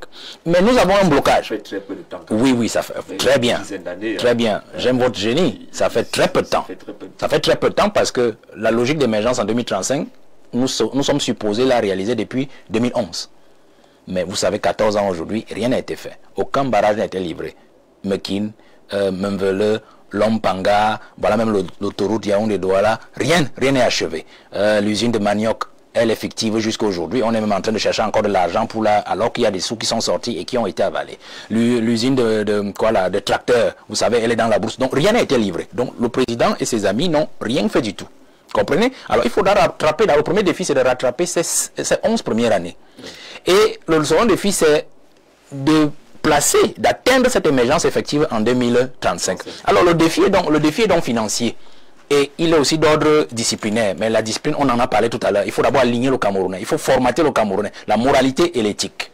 Alors, le défi, c'est quoi? C'est que il serait irresponsable pour un candidat, et moi je le pense, de venir dire aux Camerounais, à partir du budget que nous avons aujourd'hui, les 7317 milliards, je vais réaliser cette émergence à l'horizon 2035. Ou alors je vais transformer le Cameroun en chantier. C'est utopique, c'est irréaliste. C'est utopique. Avec 7 milliards, c'est trop. C'est utopique. C'est utopique. Puisque quand vous regardez la structure du budget, le budget c'est 7317 et poussière de milliards. Et dans cet argent, il y a 5500 milliards, 5500 milliards qui sont rien que pour le fonctionnement. Ça veut dire qu'il ne reste que 1700 milliards ou 1800 milliards pour les investissements. Et encore que dans ces investissements, il y a encore le remboursement de la dette et tout ce que vous pouvez imaginer. Donc, il ne reste pas grand-chose. Vous voyez donc, quel que soit le cas, quel que soit le candidat qui arrive à la place du président actuel, il va seulement faire comme lui. C'est-à-dire, il ne fera pas grand-chose, puisqu'en fait, le budget est étriqué. Alors, mais ce n'est pas votre vision à vous. C'est pas notre vision à nous. Puisque vous voulez tenir dans les délais et très bien, cette émergence-là, avec ce budget, vous ne pouvez pas. Très bien. Vous proposez donc quoi? Notre élixir, c'est donc de dire que à partir du budget actuel, nous allons juste pondérer sur les coupes budgétaires, les économies budgétaires, afin de mieux relocaliser d'abord les investissements dans les secteurs. C'est-à-dire, par exemple, on va grignoter sur le train de vie de l'État. Par exemple, nous allons par exemple avec le Made in Cameroun, la promotion du Made in Cameroun et surtout l'érection des valeurs nationales, nous allons couper carrément cette affaire des exonérations qui sont de nos Bayam Salam internationaux, qui nous importent des poissons que nous pouvons nous-mêmes élever ici, qui nous importent du riz qui pousse par contre chez nous, ou du blé à travers les pâtes alimentaires, alors que le blé, le président a sorti 10 milliards il y a 2 ans pour l'IRAD. Aujourd'hui, je ne sais pas si vous êtes au courant que une seule tige de blé a été récoltée et qu'au moins on a diminué nos importations en blé. Vous voyez, donc on va arrêter ces exonérations-là et tout ce qui est fait pour l'argent ne manque pas. En fait, c'est peut-être l'orientation qui est critiquable. Mais je dis, mais ça ne suffira pas parce qu'il faut mettre le pays en chantier. Nous allons donc d'abord travailler sur le budget actuel pour faire des économies budgétaires, vous voyez. Mais le problème, c'est que s'il faut transformer le Cameroun en chantier et en 10 ans atteindre l'émergence, nous avons donc prévu un plan de financement. Un plan de financement qui, en fait, est un modèle économique. Un modèle économique qui est basé sur la théorie de Ragnar Nursk et Rosenstein-Roden, 1943, oui. 1943, Rosenstein-Roden, qui a été repris en 1952 par Ragnar Nursk, c'est-à-dire qui prévoit la théorie du Big Push. La théorie du Big Push, c'est-à-dire que on peut financer au même moment, simultanément, tous les secteurs de la vie d'une économie afin de booster le développement. Alors, nous nous situons en césure de cette théorie-là avec la théorie d'Albert Hirschman, 1958, qui est venu battre en brèche la théorie du Big Push, c'est-à-dire la théorie de la croissance simplifiée. C'est-à-dire que les États n'ayant pas toujours de grands moyens pour soutenir au même moment tous les secteurs de la vie sociale et économique afin de booster le développement, il faut choisir les secteurs les plus porteurs, y injecter un investissement, et c'est en investissant dans ces secteurs-là que l'on pourra porter les autres secteurs qu'on aura peut-être négligés sur le plan du financement. Donc, nous nous situons donc dans cette césure-là, et nous avons donc prévu un plan de financement. Le plan de financement veut dire quoi? C'est que nous allons évaluer des terres rares du Cameroun. Il y en a près de 300, je crois, les dernières évaluations. Près de 300 terres rares. Et nous allons ouvrir le sous-sol du Cameroun sur 20 à 25%. Je dis 20 à 25% parce qu'il faudra des évaluations. Ça peut être moins. Ça peut être moins pour une valeur de 150 000 milliards de francs CFA. 150 000 milliards de francs CFA. Ça veut dire que c'est l'évaluation que nous faisons pour que nous puissions atteindre l'émergence à l'horizon 2035. Il n'est pas dire au peuple qu'il vaut mieux pousser l'émergence en 2050 parce que le président et ses amis n'ont pas pu faire grand-chose. Ce manque de date. Oui, ça, le peuple ne peut plus attendre. Le bonheur du peuple ne peut plus attendre, vous voyez.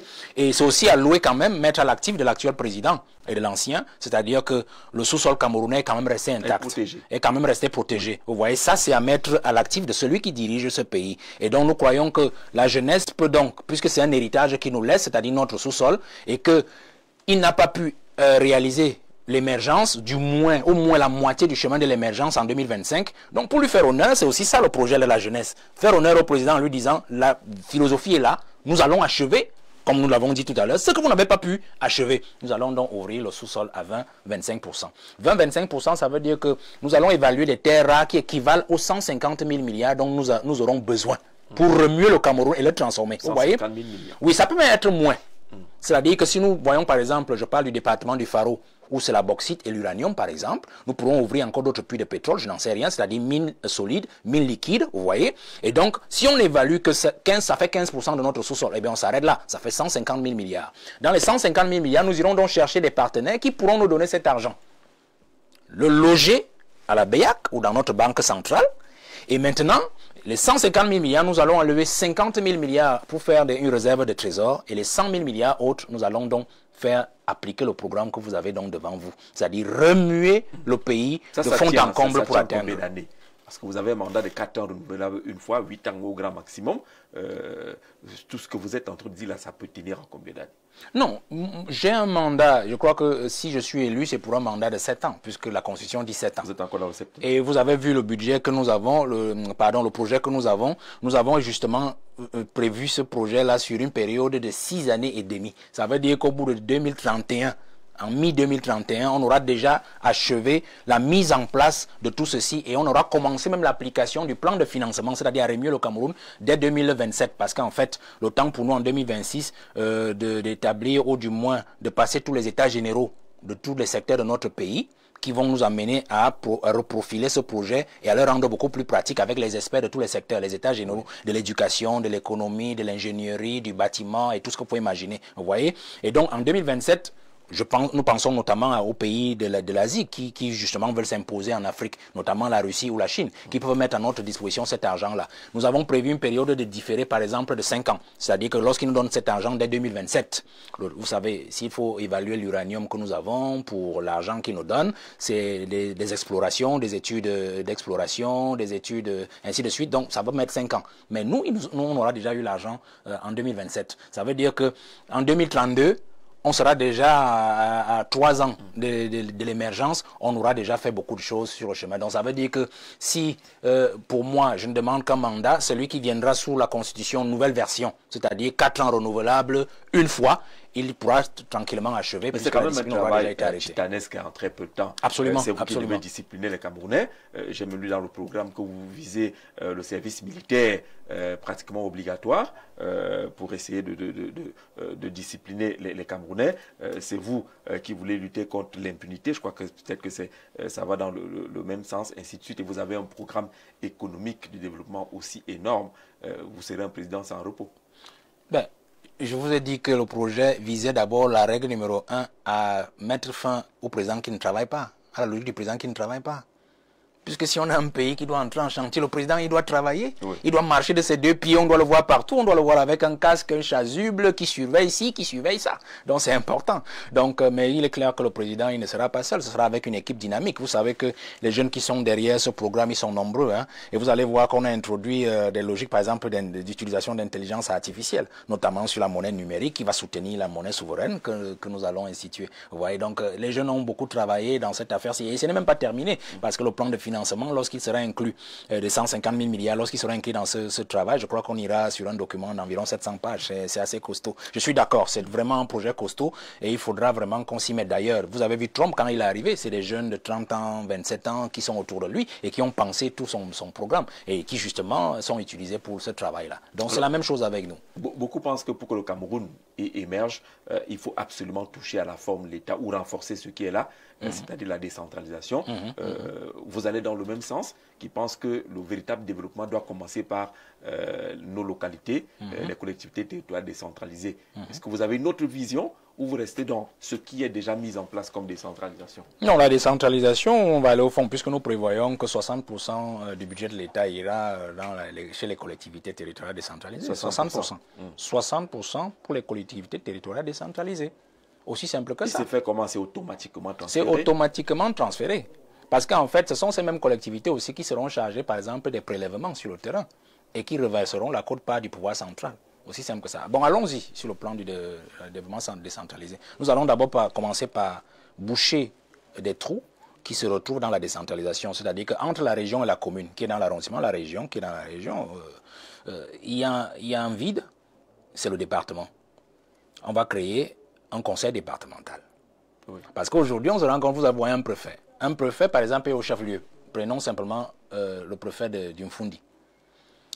Il a une commune qui se retrouve, je ne sais pas moi, quelque part dans des environs très éloignés, ça devient très compliqué. Si je prends par exemple le Diamaré, où moi j'ai été dans l'extrême nord, vous avez une commune qui est par exemple à 200 km du chef-lieu du département.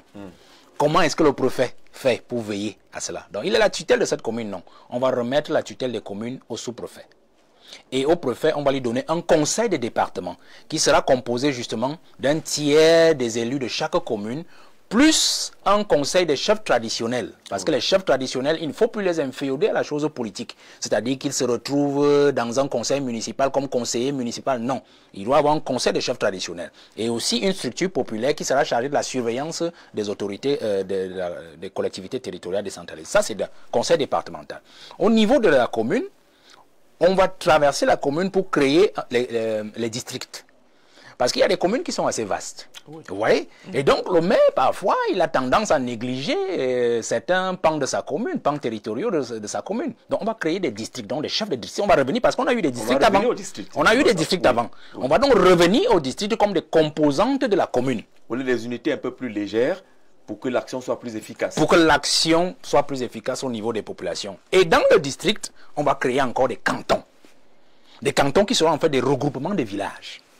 C'est-à-dire, à partir de là, dans un canton regroupement de villages, ils pourront faire ce qu'on a eu, par exemple, des comités de développement, dire ce dont ils ont besoin, les transmettre au chef de district, qui les transmettra au maire, qui les transmettra au conseil départemental, qui les transmettra au conseil régional. Mais là, c'est le comble, c'est que nous allons transformer les régions décentralisées en régences.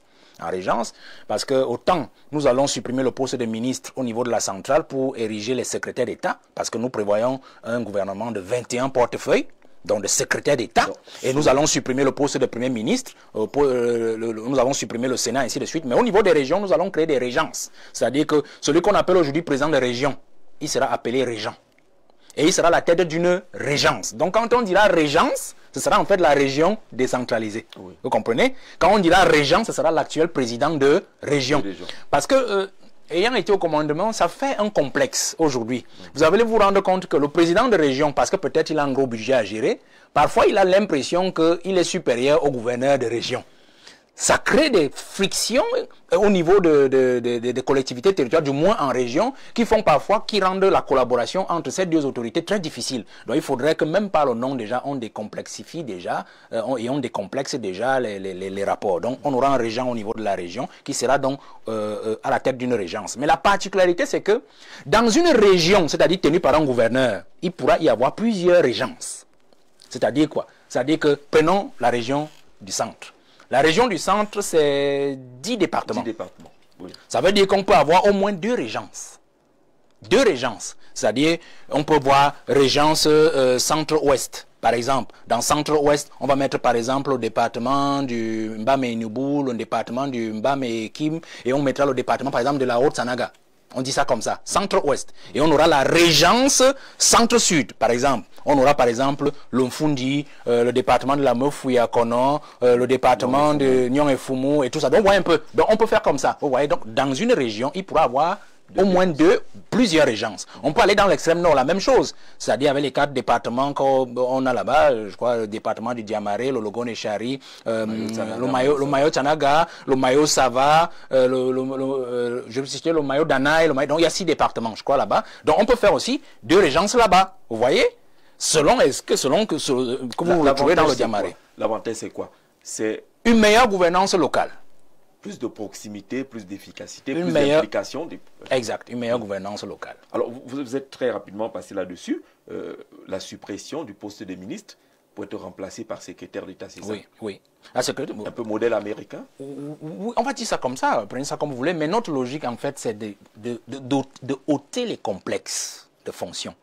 Vous savez, quand on dit aujourd'hui qu'on a nommé quelqu'un ministre, bon, ça prend la grosse tête, ça prend les épaules larges. Il devient patron. Il devient patron, il devient Dieu, un roi, patron de tout. Et vous voyez, donc, secrétaire d'État. Et quand vous serez secrétaire d'État, c'est aussi parce que nous allons amaigrir et amoindrir l'impact sur le terrain du gouvernement central. Parce que tout sera dans les collectivités territoriales. Je vous ai dit que 60% du budget ira dans les collectivités territoriales. Pourquoi encore avoir des grands ministères avec des grands noms et puis toute la machine qu'on connaît? Donc on va rester au strict minimum et les ministères, les secrétariats d'État ne seront là que pour la coordination locale.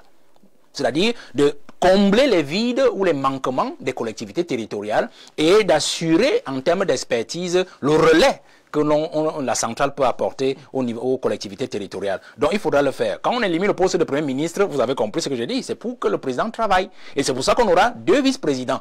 Un vice-président chargé des affaires économiques et un vice-président chargé des affaires sociales, ainsi de suite. Vous voyez? Donc ça fait que même ces vice-présidents-là auront des missions. C'est-à-dire, ce n'est pas parce qu'ils nomment les vice-présidents et ils passent leur nomination à la validation devant l'Assemblée nationale. C'est pas des faire valoir. C'est pas des faire valoir. Donc, dans la Constitution, ils auront déjà des missions. Donc, il suffit, on va juste coller des noms. Ça veut dire qu'en fait, le président devra travailler et il aura des adjoints, donc c'est vice-président qui l'aideront donc à travailler. Et comme on va supprimer le poste de ministre, on va revenir à ce qu'on a eu, c'est-à-dire un secrétaire du gouvernement. Parce que c'est ce que le Cameroun a connu ça. Après le coup d'État du 6 avril 1984 jusqu'en 1991, avec le retour de Chidiachu, je crois que c'est lui qui a inauguré, ou c'était Sadou Ayatou. C'était Sadou Ayatou. C'était d'abord Sadou Ayatou. C'est d'abord Sadou Ayatou. Donc on a fait 7 ans sans Premier ministre.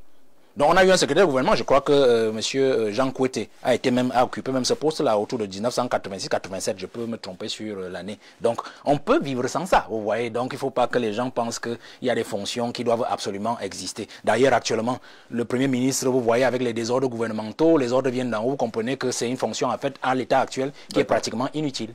Valère Bessala va prendre une légère pause, le temps d'accueillir Raïssa Oumba, qui a écouté les internautes. Elle a recensé quelques questions qu'elle va relayer. Vous ferez certainement le plaisir de répondre. Nous connaissons votre galanterie et la place que vous accordez aux femmes dans votre lorsque vous faites vos affaires. Bien sûr. On pourra en parler certainement tout à l'heure. Tout à l'heure. Une respiration d'abord.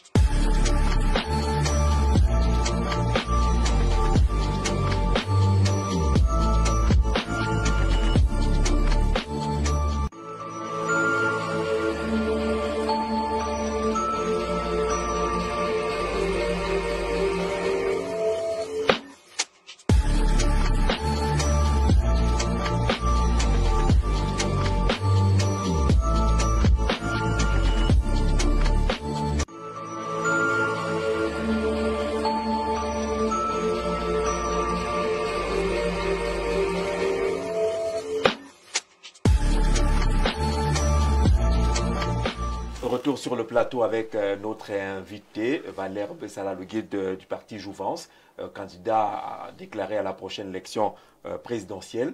Nous accueillons Raïssa Oumba. Bonsoir Raïssa. Bonsoir Jean-Jacques. Vous êtes resté en contact avec les internautes qui suivent comme nous ce programme. Valère Bessala va se faire le plaisir de répondre à ces différentes questions. Bonsoir Monsieur Valère. Merci beaucoup Madame. Bonsoir Madame. Bien ce soir. Un peu comme on se parle bien. Merci. Ok, nous avons eu à dénicher quelques questions posées par quelques internautes. On va lire directement. La première est celle de savoir, Monsieur Bessala, votre formation politique vous désigne par le titre de guide, ce qui est assez singulier dans le paysage politique actuel où le terme président est plus courant. Pourriez-vous nous éclairer sur les raisons de la philosophie qui sous-tendent ce choix de dénomination? Comment répondez-vous aux éventuelles interprétations ou comparaisons que ce titre pourrait susciter, notamment avec des figures historiques spécifiques? Cette question nous vient de Irène Bala depuis Douala. C'est un choix des pères fondateurs qui ont pensé qu'il ne fallait pas stresser la fonction de dirigeant du parti. C'est-à-dire qu'il y a les présidents à pilule maintenant, on a créé une association, ces présidents, il y a le président de la République, il y a le président de la Chambre des comptes, il y a le président du Sénat, vraiment les présidents à pilule et ça prend la grosse tête. Alors les pères fondateurs ont dit, il faut simplement un guide.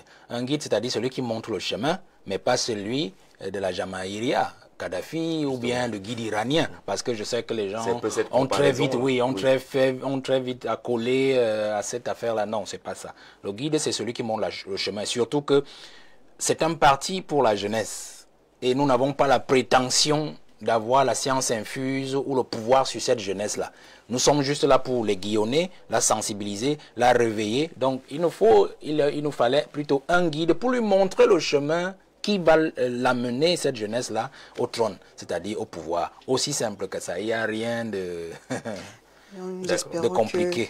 Que Irène Baladu a bien compris ce que veut dire guide, d'après vous. Bon, nous allons poursuivre avec une question qui nous vient depuis le Nord par M.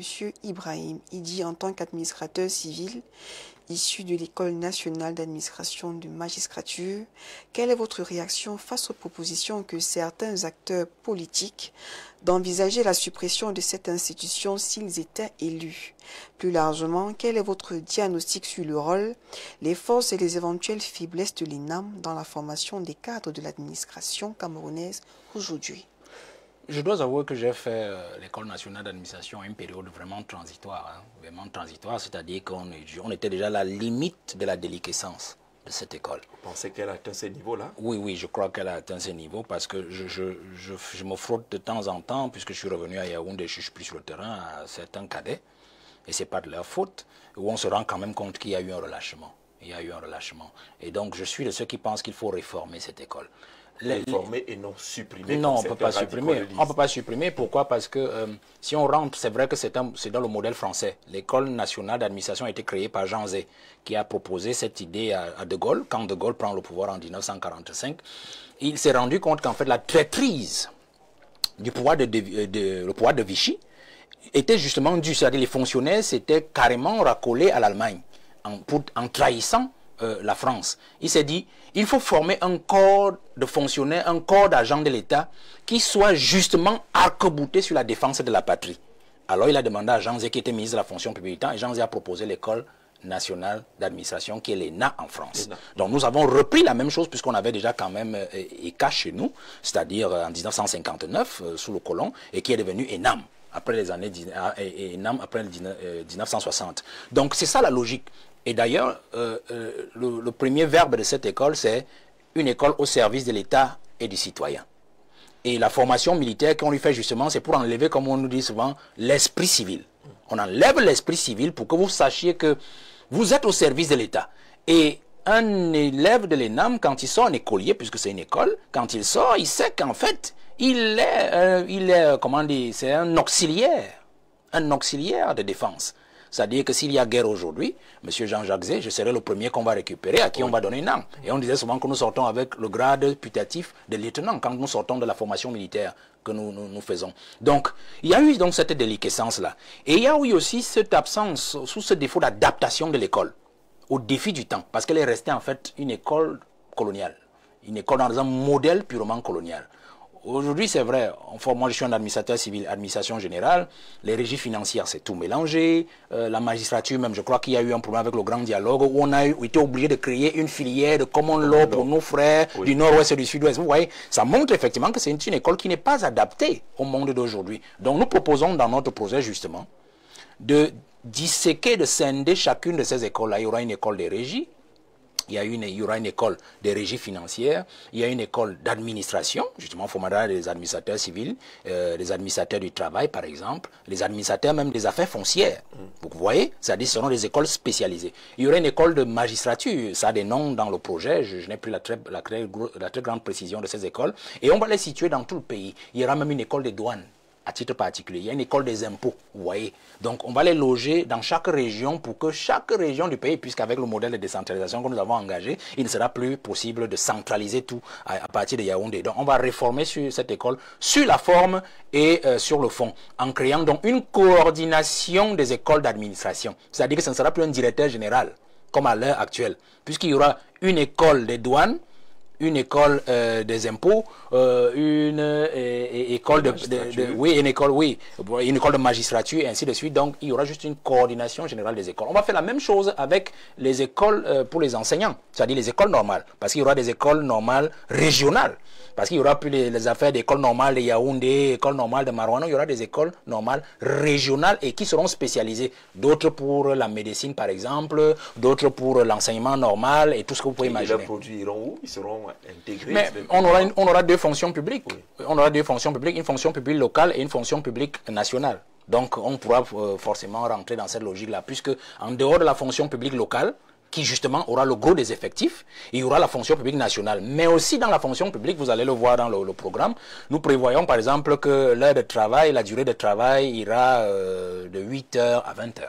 De 8 à 20h. Ah oui, oui, de 8h à 20h. De 8h à 20h et on aura... On ira plus au bas. Ah mais c'est ça même l'objectif. C'est ça même l'objectif. De 8h à 20h parce qu'en fait on aura une fonction publique normale, c'est-à-dire la fonction publique constante, c'est-à-dire qui travaillera de 8h à 16h. Et on aura une fonction publique de relève. La fonction publique de relève pendant le travail de 16h à 20h. De relève pourquoi? Ce sera pour régler le problème de pas de la compétence, de l'expérience administrative. C'est-à-dire que les enfants qui sortent de l'école, on les jette au quartier, on dit attendez quand on va vous appeler, attendez un texte, vous voyez. On va les constituer dans la fonction publique de relève qui sera constituée justement des agents de l'État en attente de titularisation. Vous voyez, ça veut dire qu'un enfant, par exemple, un administrateur civil, je prends un cas, qui sort de l'ENAM, puisque nous parlons de l'ENAM, vous voyez, il est encore en complément d'effectif, on appelle ça complément d'effectif. Qu'est-ce qu'on fait? Il entre dans la fonction publique de relève, ça veut dire qu'il vient au travail à 16 heures. Il va travailler et il y aura un directeur qui restera là, qui sera une pièce de rechange pour 20 heures, qui va leur donner des dossiers qui pourront traiter jusqu'à 20 heures et qui pourront être acheminés au secrétaire d'État ou au secrétaire général du ministère. Donc aussi simple que ça. Au bout d'un an donc, en fonction publique de relève, avec les gens qui vont à la retraite, avec les décantations d'effectifs, on pourra donc les introduire dans le circuit. Et ils auront déjà une petite expérience au travail. Donc ne croyez pas que celui qui vient à 8 heures va sortir du bureau à 20 heures. Oui. Alors, pardon, poursuivons avec la troisième question qui est celle du savoir. Vous vous présentez comme un candidat portant les aspirations de la jeunesse. Si l'on se réfère aux définitions officielles, la jeunesse est souvent catégorisée dans une tranche d'âge allant de 15 à 35 ans. Au-delà de l'âge, comment définiriez-vous la jeunesse que vous visez et comment assurez-vous de comprendre et de porter concrètement les aspirations, les défis et les réalités de cette frange de la population? Bon, je les porte déjà, les réalités et les défis. Bon, moi je pense des histoires, des affaires d'âge, j'en ai 44. J'en ai 44. Mais vous avez quand même franchi les 35 ans. J'en ai 44. Oui. Et pour être candidat à l'élection présidentielle, c'est 35 ans. Oui. Ça veut dire que quand on regarde l'élection présidentielle, je suis jeune. Évidemment. Vous comprenez ce que je dis? Oui. Si on prend l'élection législative et municipale, je ne suis plus jeune. Parce que là-bas, c'est 23 ans. 23 ans. Vous voyez? Donc, je voudrais qu'on s'entende bien dessus. Donc, quand nous parlons de la jeunesse, c'est de ce cas pour l'élection présidentielle. Vous voyez? Et comme je suis le guide, j'assure les devants. Parce que les gens disent, mais le guide, vous n'avez plus 35 ans, vous ne devez plus être Oui, nous là, sommes à l'élection présidentielle. Passer à autre chose, c'est un peu ce qu'on entend. Hein, oui, si on met l'âge, je dis, je ne suis plus jeune, je ne suis plus jeune sur le plan de l'âge en termes de gradation des élections, mais pour l'élection présidentielle, c'est 35 ans. Et d'ailleurs, même s'il fallait être sénateur, c'est 40 ans. Vous voyez qu'on est jeune quand on est sénateur, quand on a 40 ans. Vous voyez, donc c'est un peu cela, madame. D'accord. Terminons avec notre internaute qui nous vient de la France, pour qui le football est un sujet passionnel et d'une grande importance pour de nombreux Camerounais, y compris les jeunes. La situation actuelle marquée par des tensions récurrentes, notamment entre la FECAFOOT et le MINSEP, suscite beaucoup de commentaires. Quelle est votre analyse de cet dysfonctionnement? Et si vous aviez des responsabilités, quelles seraient vos priorités ou propositions pour apaiser la situation et permettre au football camerounais de retrouver sa pleine mesure? Couponco, il faut respecter les textes. Aussi simple que ça, il faut les toiletter. Pour moi, c'est ça le véritable souci aujourd'hui. Il faut respecter les textes, il faut les toiletter. Mais dans le projet que nous proposons au peuple camerounais, c'est tout à fait simple.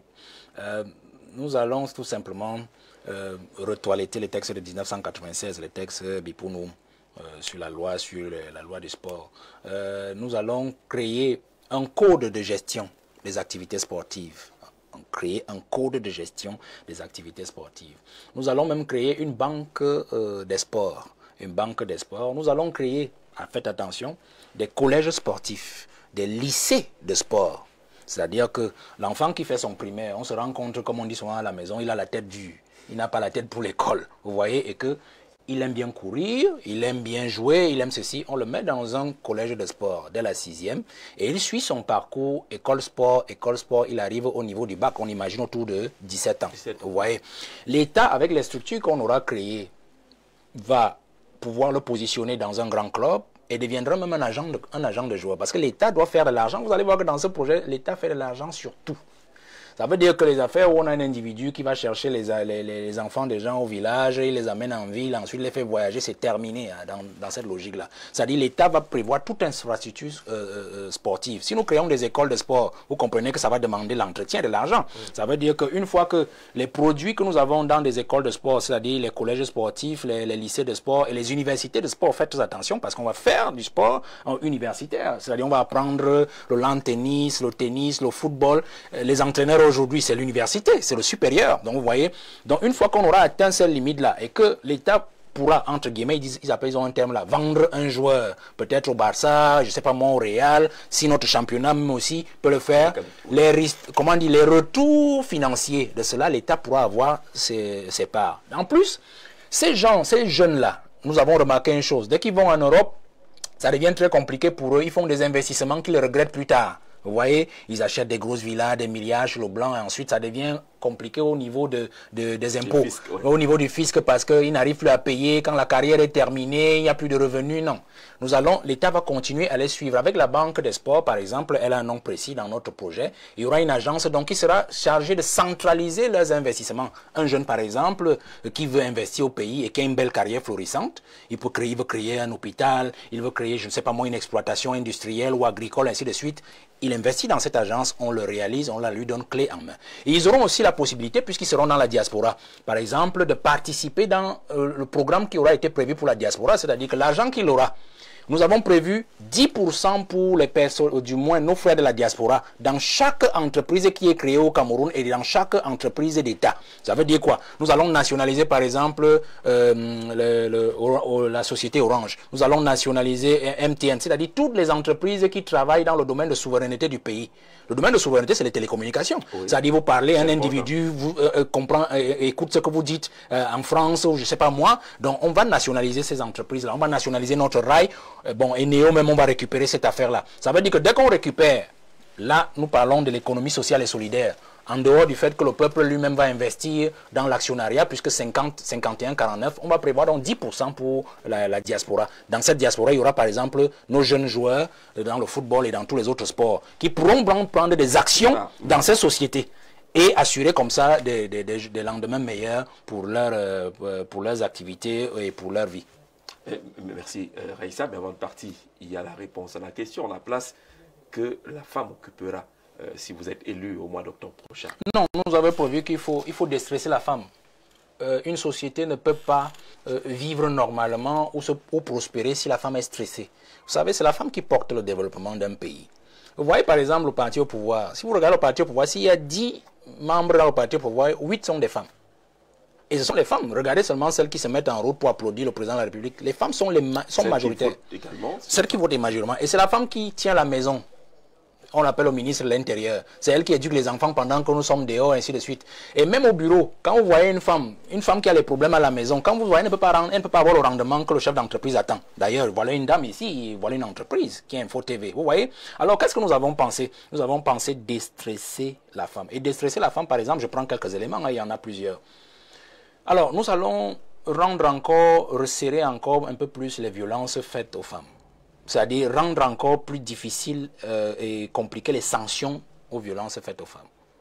En plus de cela, nous sommes allés un peu plus loin. Nous allons par exemple légaliser la polyandrie. Non, ça ne te concerne pas. C'est une femme pourra prendre deux époux. Loin de là, loin de là. Nous allons légaliser la polyandrie comment? J'ai pris par exemple le cas d'une femme qui est en procédure de divorce. Vous voyez? Elle arrive au boulot. Elle n'a pas la tête à travailler. Son mari lui a dit, je ne t'accorderai pas de divorce. Vous voyez? 1 an, 2 ans, 3 ans. Elle est obligée peut-être...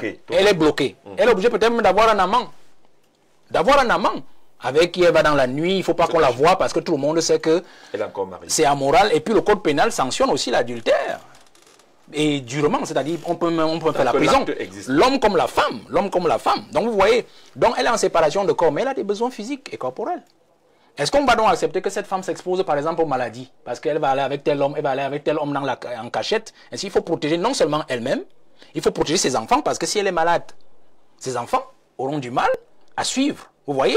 Si elle est malade, elle va contaminer le monsieur, c'est-à-dire son partenaire dans l'obscurité, et qui va contaminer un autre. Alors, qu'est-ce qu'on va faire? Puisque la procédure de divorce dure, elle aura la possibilité, puisque son mari ne veut pas lui donner le divorce, par exemple, de demander qu'on puisse muter la monogamie, le régime monogamique, en polyandrie, c'est-à-dire lui l'autoriser à contracter une union libre. Une union libre, ça veut dire qu'en fait, elle n'aura pas 2 maris puisqu'elle est en séparation de corps. Vous comprenez ce que je dis?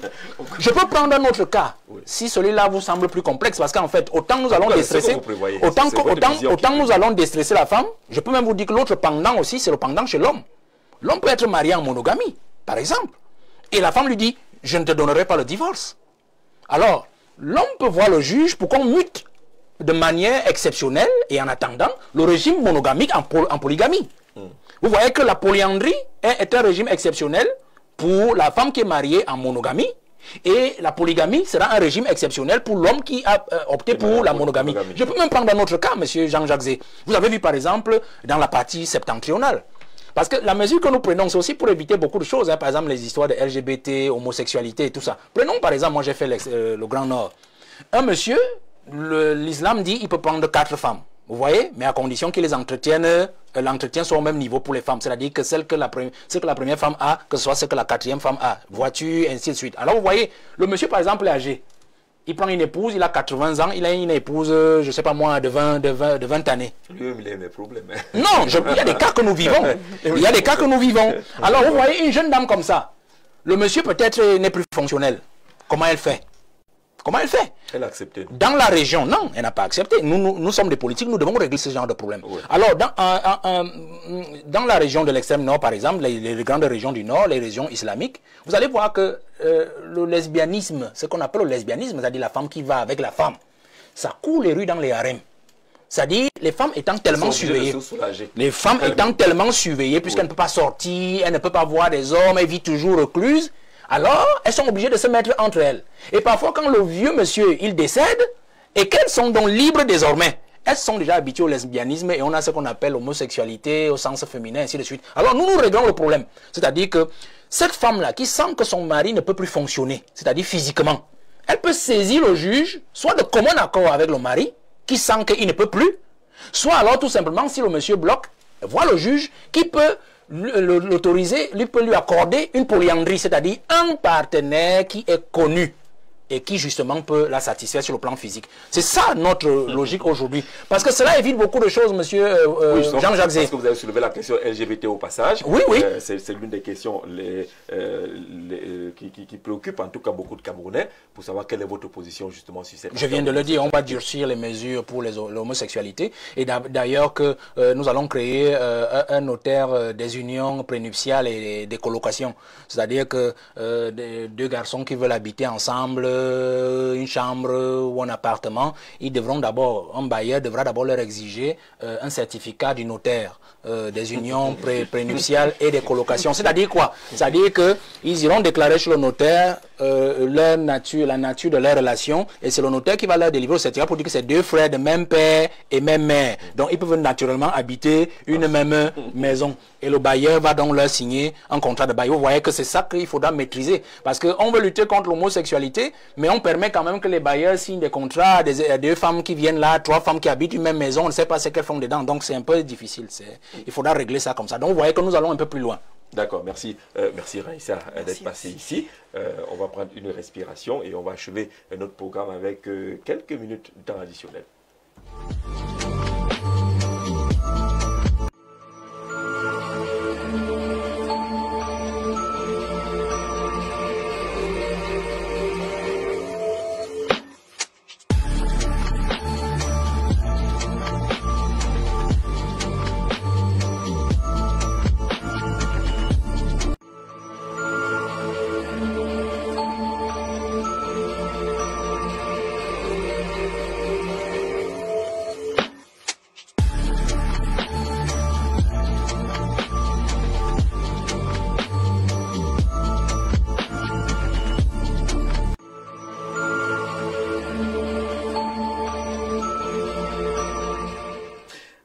Dans la continuité des messages des internautes. Bonsoir Jean-Jacques, bonsoir Info TV, bonsoir le guide de Jouvence. Je vous admire beaucoup, mais vraiment vous parlez de quoi? Pouvoir rotatif? Il ne croit pas beaucoup. Hein. Jusqu'à vous donner même les détails, il pense que c'est la pire division dont le Cameroun n'a pas besoin. Merci, il n'a pas mis non. Monsieur, il est encore étonné que vous évoquiez la polyandrie. Il dit que le pouvoir est sucré, que votre affaire de 4 ans renouvelable une seule fois, est-ce que vous le dites seulement parce que vous êtes candidat? Est-ce que c'est faisable quand vous aurez goûté à ce qu'il appelle le pouvoir qui est sucrée. Bonsoir à vous sur le plateau. Pourquoi depuis l'annonce de la candidature de Valère Bessala, les militants du MRC ont commencé à tirer sur lui? C'est Alain de Kouaban. Il ne lui vient pas de répondre, il vous l'a dit, qui ne s'intéresse pas à d'autres candidats. Bonsoir à vous. Moi, c'est Marc depuis Yaoundé. Dites à M. Bessala qu'il a déjà perdu les élections avec son affaire de polyandrie. Un conseil, qu'il oublie ça. Pour le reste, c'est un plaisir de l'écouter. Donc, c'est un plaisir de vous écouter, mais sur l'aspect polyandrie, il dit que là, vous avez échoué totalement. Peut-être qu'il ne vous a pas bien compris sur cet aspect-là.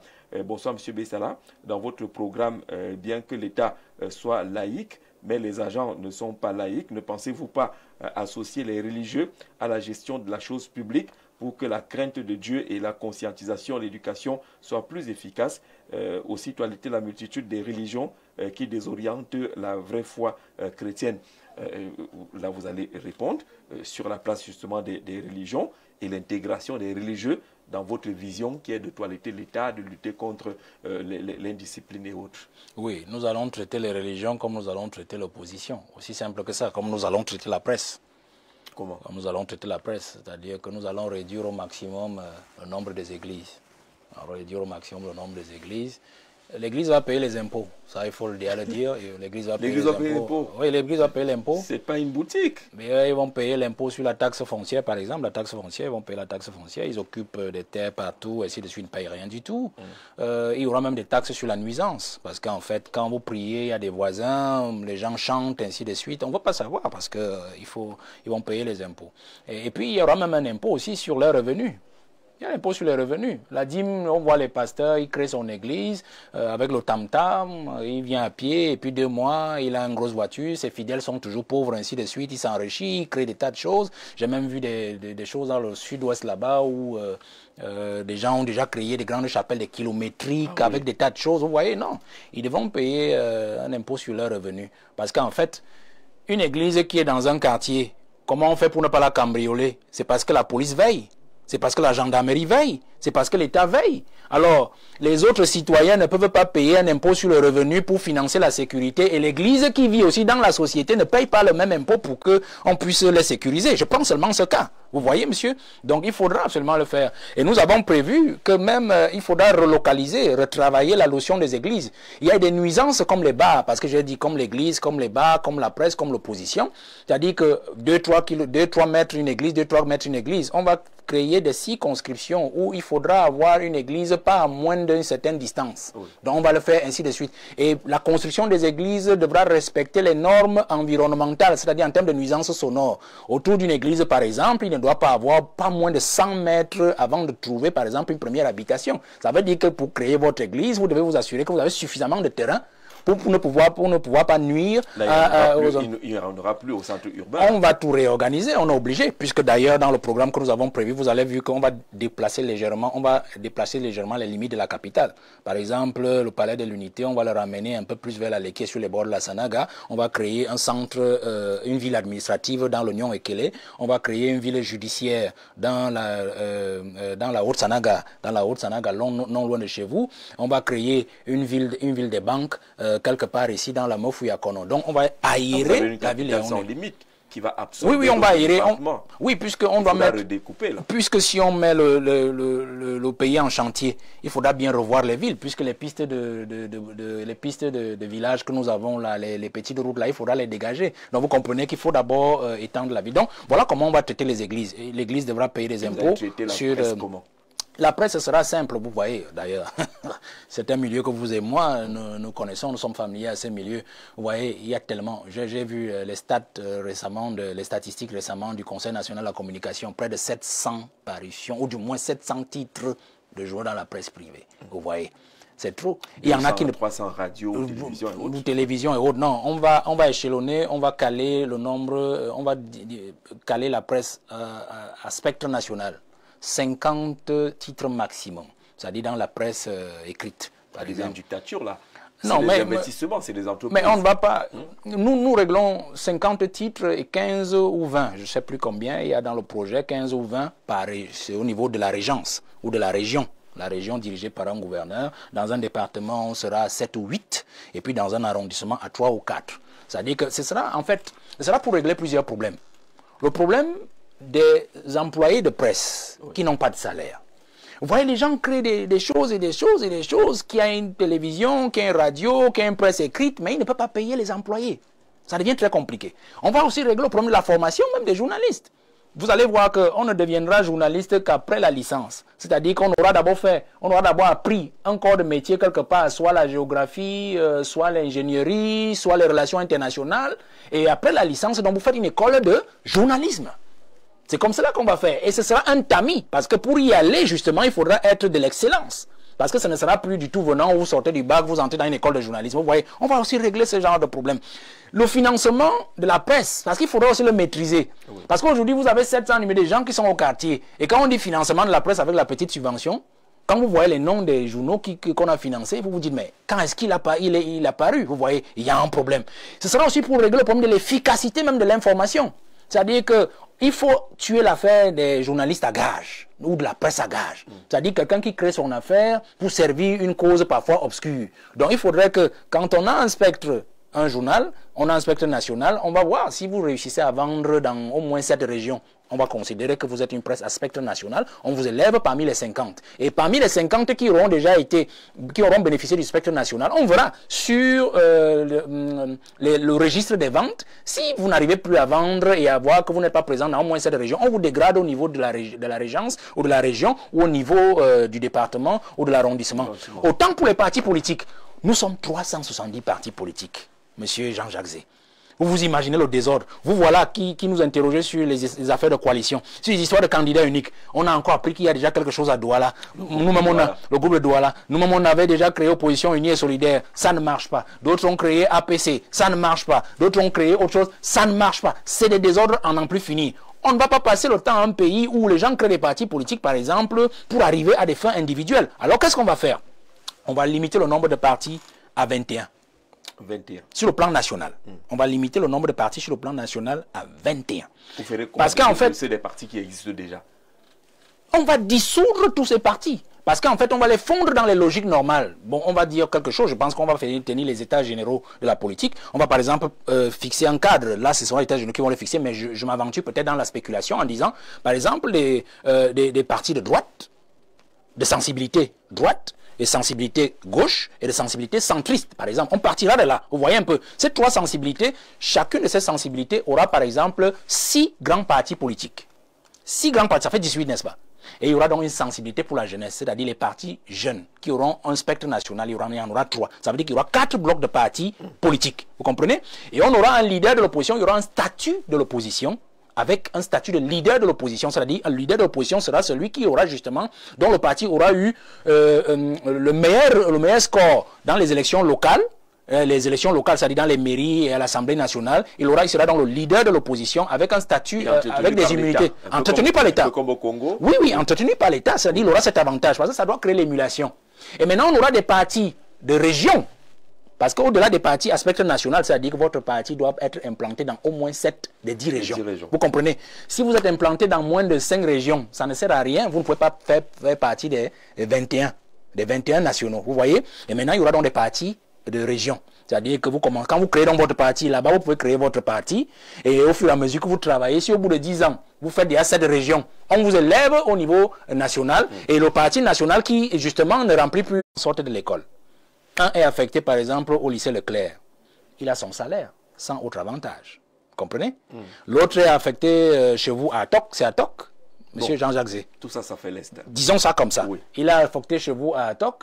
Et puis, on sait que là-bas, il y a peu de grandes infrastructures, il est loin de sa famille, et ainsi de suite. Il aura donc une prime pour le déplacement que l'État lui a fait. Ça veut dire qu'au lieu de 200 000 comme l'autre qui vit à Yaoundé, qui ne dépense rien du tout, il aura un supplément pour ces conditions qu'il aura à vivre en périphérie, sous réserve que le développement arrive effectivement dans ces zones-là. Vous voyez, voilà comment nous allons traiter. Et en plus, tous les enseignants rentreront à la craie. Parce que the right man at the right place. Il n'y aura plus les enseignants qui sortent de l'école et ils deviennent des SP, ils deviennent des secrétaires de, je ne sais pas moi, particuliers. Vous avez dit SP, ils deviennent des directeurs, des DAG, ils vont gérer l'argent, c'est terminé. ils rentrent à la craie. D'ailleurs, on a dit que tout part au privé, ils commencent au privé, et ce n'est qu'à la 12e année qu'ils entrent dans le public. Alors bonsoir à vous sur le plateau. Merci M. Valé Bessala. S'il vous plaît, vos bureaux de Douala, je veux vous suivre. Est-ce que vous avez des bureaux à Douala? Nous avons un comité régional, je crois qu'on peut l'accueillir déjà. S'il pourra prendre le numéro, peut-être à la fin de l'émission, on va vous le donner, on va vous l'envoyer. D'accord, vous aurez les coordonnées. Nous avons une coordination régionale pour le littoral. La même question a été posée par plusieurs, demandant où se trouve coordination régionale littorale. Et à Yaoundé, est-ce qu'on peut mettre la main? Est-ce qu'il y a un siège? On va le faire, après l'émission. Voilà, bonsoir Jean-Jacques. Dans le programme politique de Valé Bessala, les diplômés qui n'ont plus l'âge des concours que le régime actuel a sacrifiés, que deviendront-ils lorsqu'il sera président? Continuer à croire à l'agriculture, qui d'ailleurs sont abandonnés, ces jeunes-là, ou alors continuer à faire la moto ou vendre les noyaux. Ngama Brice depuis Nkolbison. Alors il y a des gens qui attendent l'intégration, la limite d'âge, les concours 32 ans. Que feriez-vous? Ils sont nombreux à avoir franchi, ils sont diplômés cet âge-là. Bon, ils seront prioritaires. Vous savez que le document que vous avez devant vous et que je vous ai envoyé, vous allez voir que dans les premières lignes, là, il prévoit la création d'au moins 800 structures, c'est-à-dire entreprises d'État. 800 entreprises. L'État va encore créer des entreprises? Et on a 800 structures qui seront créées. Je vous envoie le programme, le projet. Oui. Le projet. Donc vous comprenez qu'il faudra recruter. Publiques, là, on attendrait peut-être que l'État aide le privé à créer des entreprises. Mais comme je dis, ça veut dire que le modèle de société économique que nous avons envoyé, vous ne l'avez pas regardé, M. Jean-Jacques Zé. Non, nous disons que les sociétés seront créées en actionnariat État-population. Nous allons diluer la prégnance et la mainmise de l'État sur les entreprises d'État. Prenez par exemple le cas de la Camtel. Aujourd'hui, la Camtel ne fonctionne pas parce que l'État a une prégnance là-bas, c'est une entreprise publique. On dit même que la Camtel là-bas, le personnel est tellement nombreux, on a 2500 et poussières pour une entreprise qui devrait en avoir maximum 500 ou 700. Orange et MTN en ont maximum 500 ou 700. Et pourtant ont une meilleure efficacité. Vous voyez? Alors, là-bas, par exemple, on va diluer l'actionnariat, c'est-à-dire que l'État va garder 51% du capital, par exemple, de la Camtel, et on va mettre à disposition des Camerounais 49% du capital. Ça veut dire que vous, ici, M. Jean-Jacques Zé, si on dit que l'action à Camtel, c'est 20 000, si vous avez vos 200 000, vous prendrez 10 actions, tranquille. Ça veut dire que le revenu annuel, la position, vos dividendes, on vous appelle, on vous vit ça dans votre compte. Aussi simple que ça. Donc, vous voyez qu'ils n'auront même plus besoin de chercher à aller voir l'État pour travailler. Nous allons par exemple aussi réformer le titre foncier. On aura un titre marchand, titre foncier marchand. On aura un titre foncier industriel. On aura un titre foncier coutumier. On aura au moins 7 variétés de titres fonciers. Pourquoi? Parce qu'en fait, il faudra protéger la terre et le détenteur de la terre. Vous savez que ça cause problème aujourd'hui, où certains se plaignent que non, d'autres viennent arracher, ainsi de suite. Et l'État, dans tout ça, l'État voit l'affaire et trouve une opportunité de booster l'économie et de se faire de l'argent pour mieux entretenir la population. Alors, qu'est-ce que ça veut dire? Un titre marchand, je prends même un titre agricole. Titre agricole, aussi simple que ça. Un monsieur veut faire une exploitation agricole sur 10 hectares. Je dis n'importe quoi. Alors, sur 10 hectares, il vient voir les populations d'un village et puis il dit, voilà mon projet. On lui donne les 10 hectares. L'État lui signe un titre foncier agricole. Vous voyez? Les populations lui donnent les 10 hectares et ce sont ces 10 hectares qui constituent en fait leur participation à l'entreprise. Ça veut dire que les populations deviennent actionnaires de son entreprise avec leur terre. Ils cultivent les 10 hectares, les populations peuvent même travailler sur son terrain, sur ce terrain-là et être encore rémunérées. Vous voyez un peu, et gagner doublement.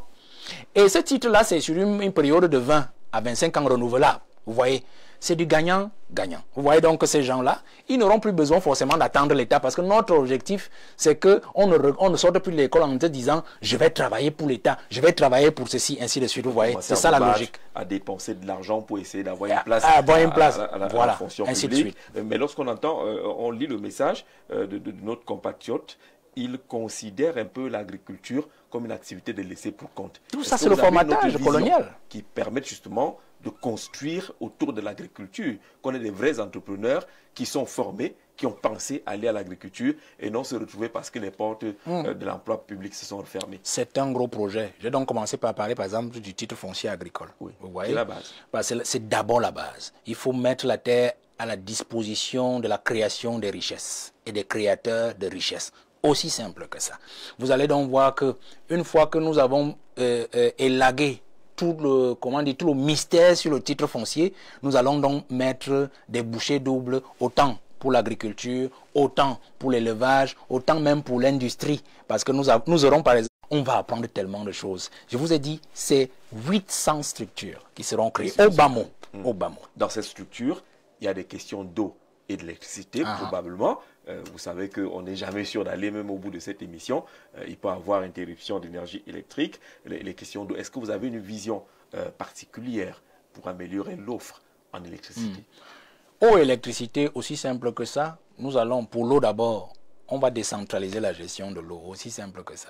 Il y aura juste une société nationale qui sera chargée de centraliser le financement des investissements sur les questions d'eau et d'électricité et qui va se charger de redistribuer les revenus de cette affaire-là. Mais de toutes les façons, chaque commune aura à charge la gestion de l'eau dans sa circonscription. Aussi simple que ça. Nous avons des cours d'eau partout. Ça veut dire que tout ce que l'État va faire, c'est une logistique pour construire, par exemple, puisqu'il s'agira des forages, par exemple, s'il s'agit des forages, par exemple, villageois, dans les zones où, par exemple, il n'y a pas de cours d'eau. Par exemple, s'il s'agit, par exemple, des cours d'eau déjà existants, dans des villages ou dans des communes, l'État va juste mettre des conditions d'épuration pour que l'on puisse extraire, prendre cette eau-là et la mettre à la disposition des ménages. Mais la gestion reviendra aux communes qui se chargeront justement de rétribuer l'État central pour le fonctionnement et l'investissement en la matière. Pour ce qui est de l'électricité, nous allons aller vers l'énergie nucléaire. C'est-à-dire que je vous ai parlé des terres rares et des 150 000 milliards du plan de financement. Si nous mettons l'uranium, par exemple, qui se retrouve dans les zones septentrionales, on va aussi aller dans le financement, dans l'électrification par la voie de l'uranium, qui généralement revient moins cher, c'est-à-dire l'uranium non enrichi. L'uranium non enrichi, par exemple, au cas de la France. Vous savez que si les Français connaissent l'obscurité aujourd'hui, les délestages aujourd'hui, c'est parce qu'ils ne peuvent plus pomper l'uranium nigérien, c'est-à-dire dans les mines d'Imoaren et des autres mines où ils pompaient justement ces richesses-là. Donc, nous allons rentrer dans l'exploitation de l'uranium pour créer l'énergie l'énergie électrique à partir de la ressource nucléaire. On va sortir du programme, mais vous aurez remarqué que le fait d'avoir évoqué la polyandrie, il y a une multitude de messages. Oui, je sais qu'ils sont réfractaires à cela. On va d'éclairer un peu votre affaire là. Il s'agit on peut toujours éclairer. Il s'agit de quoi? Repréciser votre pensée. Il s'agit de quoi? Est-ce que c'est autoriser une femme à avoir, parce que peut-être qu'ils n'ont pas beaucoup écouté votre explication, est-ce que vous voulez libérer les femmes, autoriser les femmes à avoir plus d'un mari? Est-ce que c'est de ça qu'il s'agit? Non. Qu'on en sorte définitivement. La polyandrie, puisque je crois que c'est les hommes. Je crois que la majeure partie, c'est les hommes. Parce que c'est que les femmes ont déjà compris. Cette question-là. Non, je crois que ce qu'il y a à dire, c'est que la polyandrie sera un régime d'exception pour libérer les femmes du stress de leur couple. C'est-à-dire les couples, par exemple, qui sont déjà en situation de divorce et de séparation de corps. La première logique, c'est quoi? C'est un régime d'exception. Une femme qui est mariée en régime monogamique, je l'ai dit, et dont le mari dit, je ne te donne pas le divorce, 3 ans, 4 ans, que d'aller dans le buisson. Il y en a qui en souffrent. Hein? Il y en a qui en souffrent énormément. Elle pourra demander au juge, pour éviter la honte et qu'on la pointe du doigt, qu'elle est, je ne sais pas, je ne vais pas prononcer le nom, une fleur de nuit, ainsi de suite, demander au juge de muter son régime monogamique en régime polyandrique, c'est-à-dire de l'autoriser à contracter une union libre avec quelqu'un pour ses besoins physiques, pour la déstresser. Parce que l'État a un problème. Nous voulons avoir des résultats. Nous ne voulons pas une femme qui vient au travail et qui n'arrive pas à produire le résultat parce qu'elle n'a peut-être pas satisfait ses besoins physiques, son mari ne la touche plus depuis des jours. Nous avons le cas du mari qui est déjà âgé, qui ne fonctionne plus. Nous avons des gens, par exemple, qui n'ont pas d'érection, par exemple, et qui c'est terminé pour eux. Comment on fait? Le juge islamique a déjà réglé ça.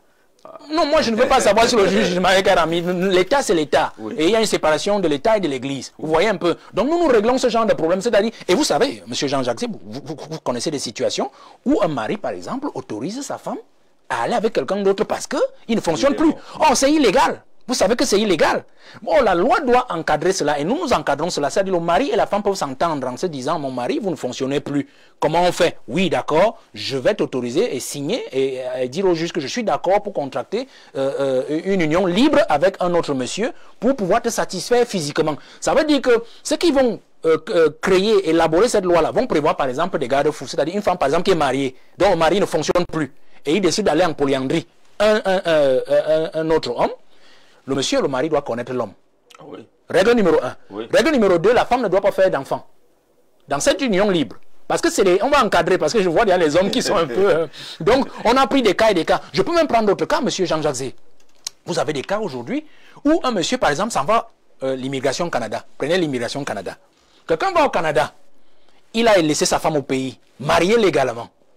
Il va 1 an, 2 ans, 3 ans, 4 ans. Elle vit comment, monsieur Jean-Jacques? Elle va au quartier, elle va à gauche, à droite. Vous voyez? Il doit pouvoir l'autoriser en allant, de contracter une union libre, le temps pour elle peut-être de le retrouver, ou alors peut-être le temps qu'il n'est pas là, pour qu'elle n'aille pas partout. Parce qu'elle peut aller partout, monsieur Jean-Jacques.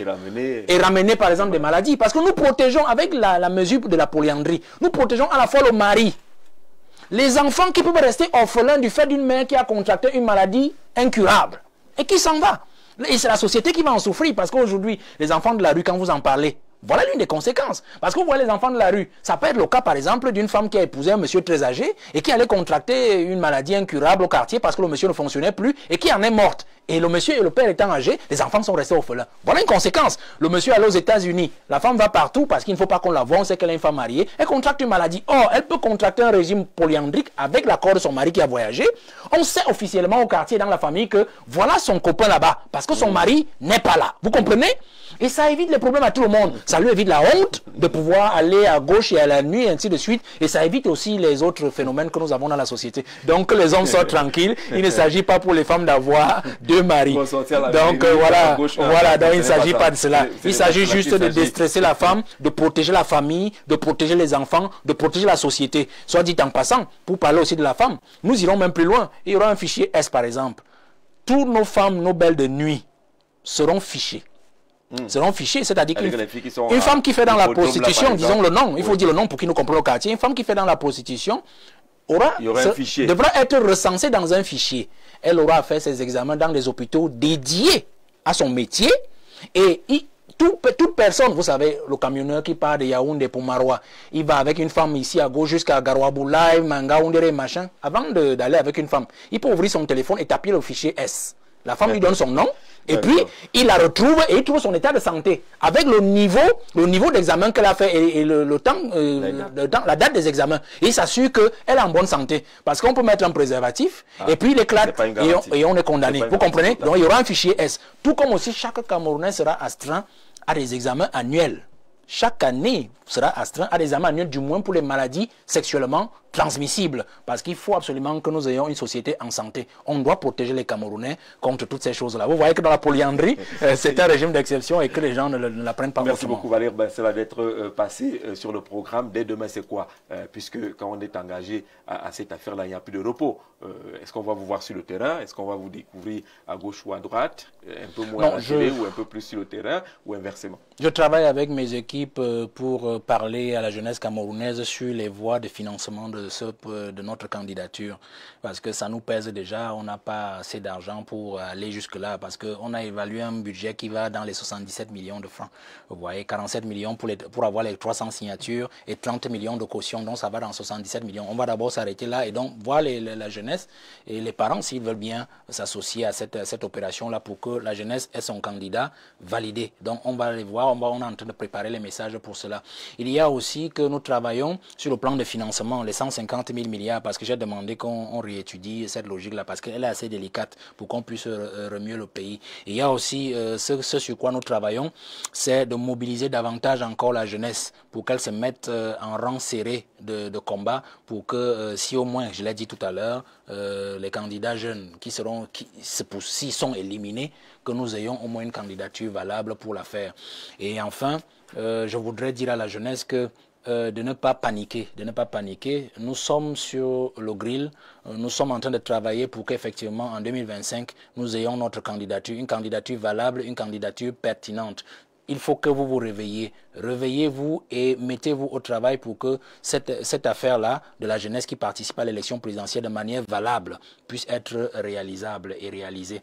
Et que aux aînés de leur dire que nous n'avons rien contre vous, chers aînés. Tout ce que nous voulons, c'est le changement. Ce peuple a assez souffert.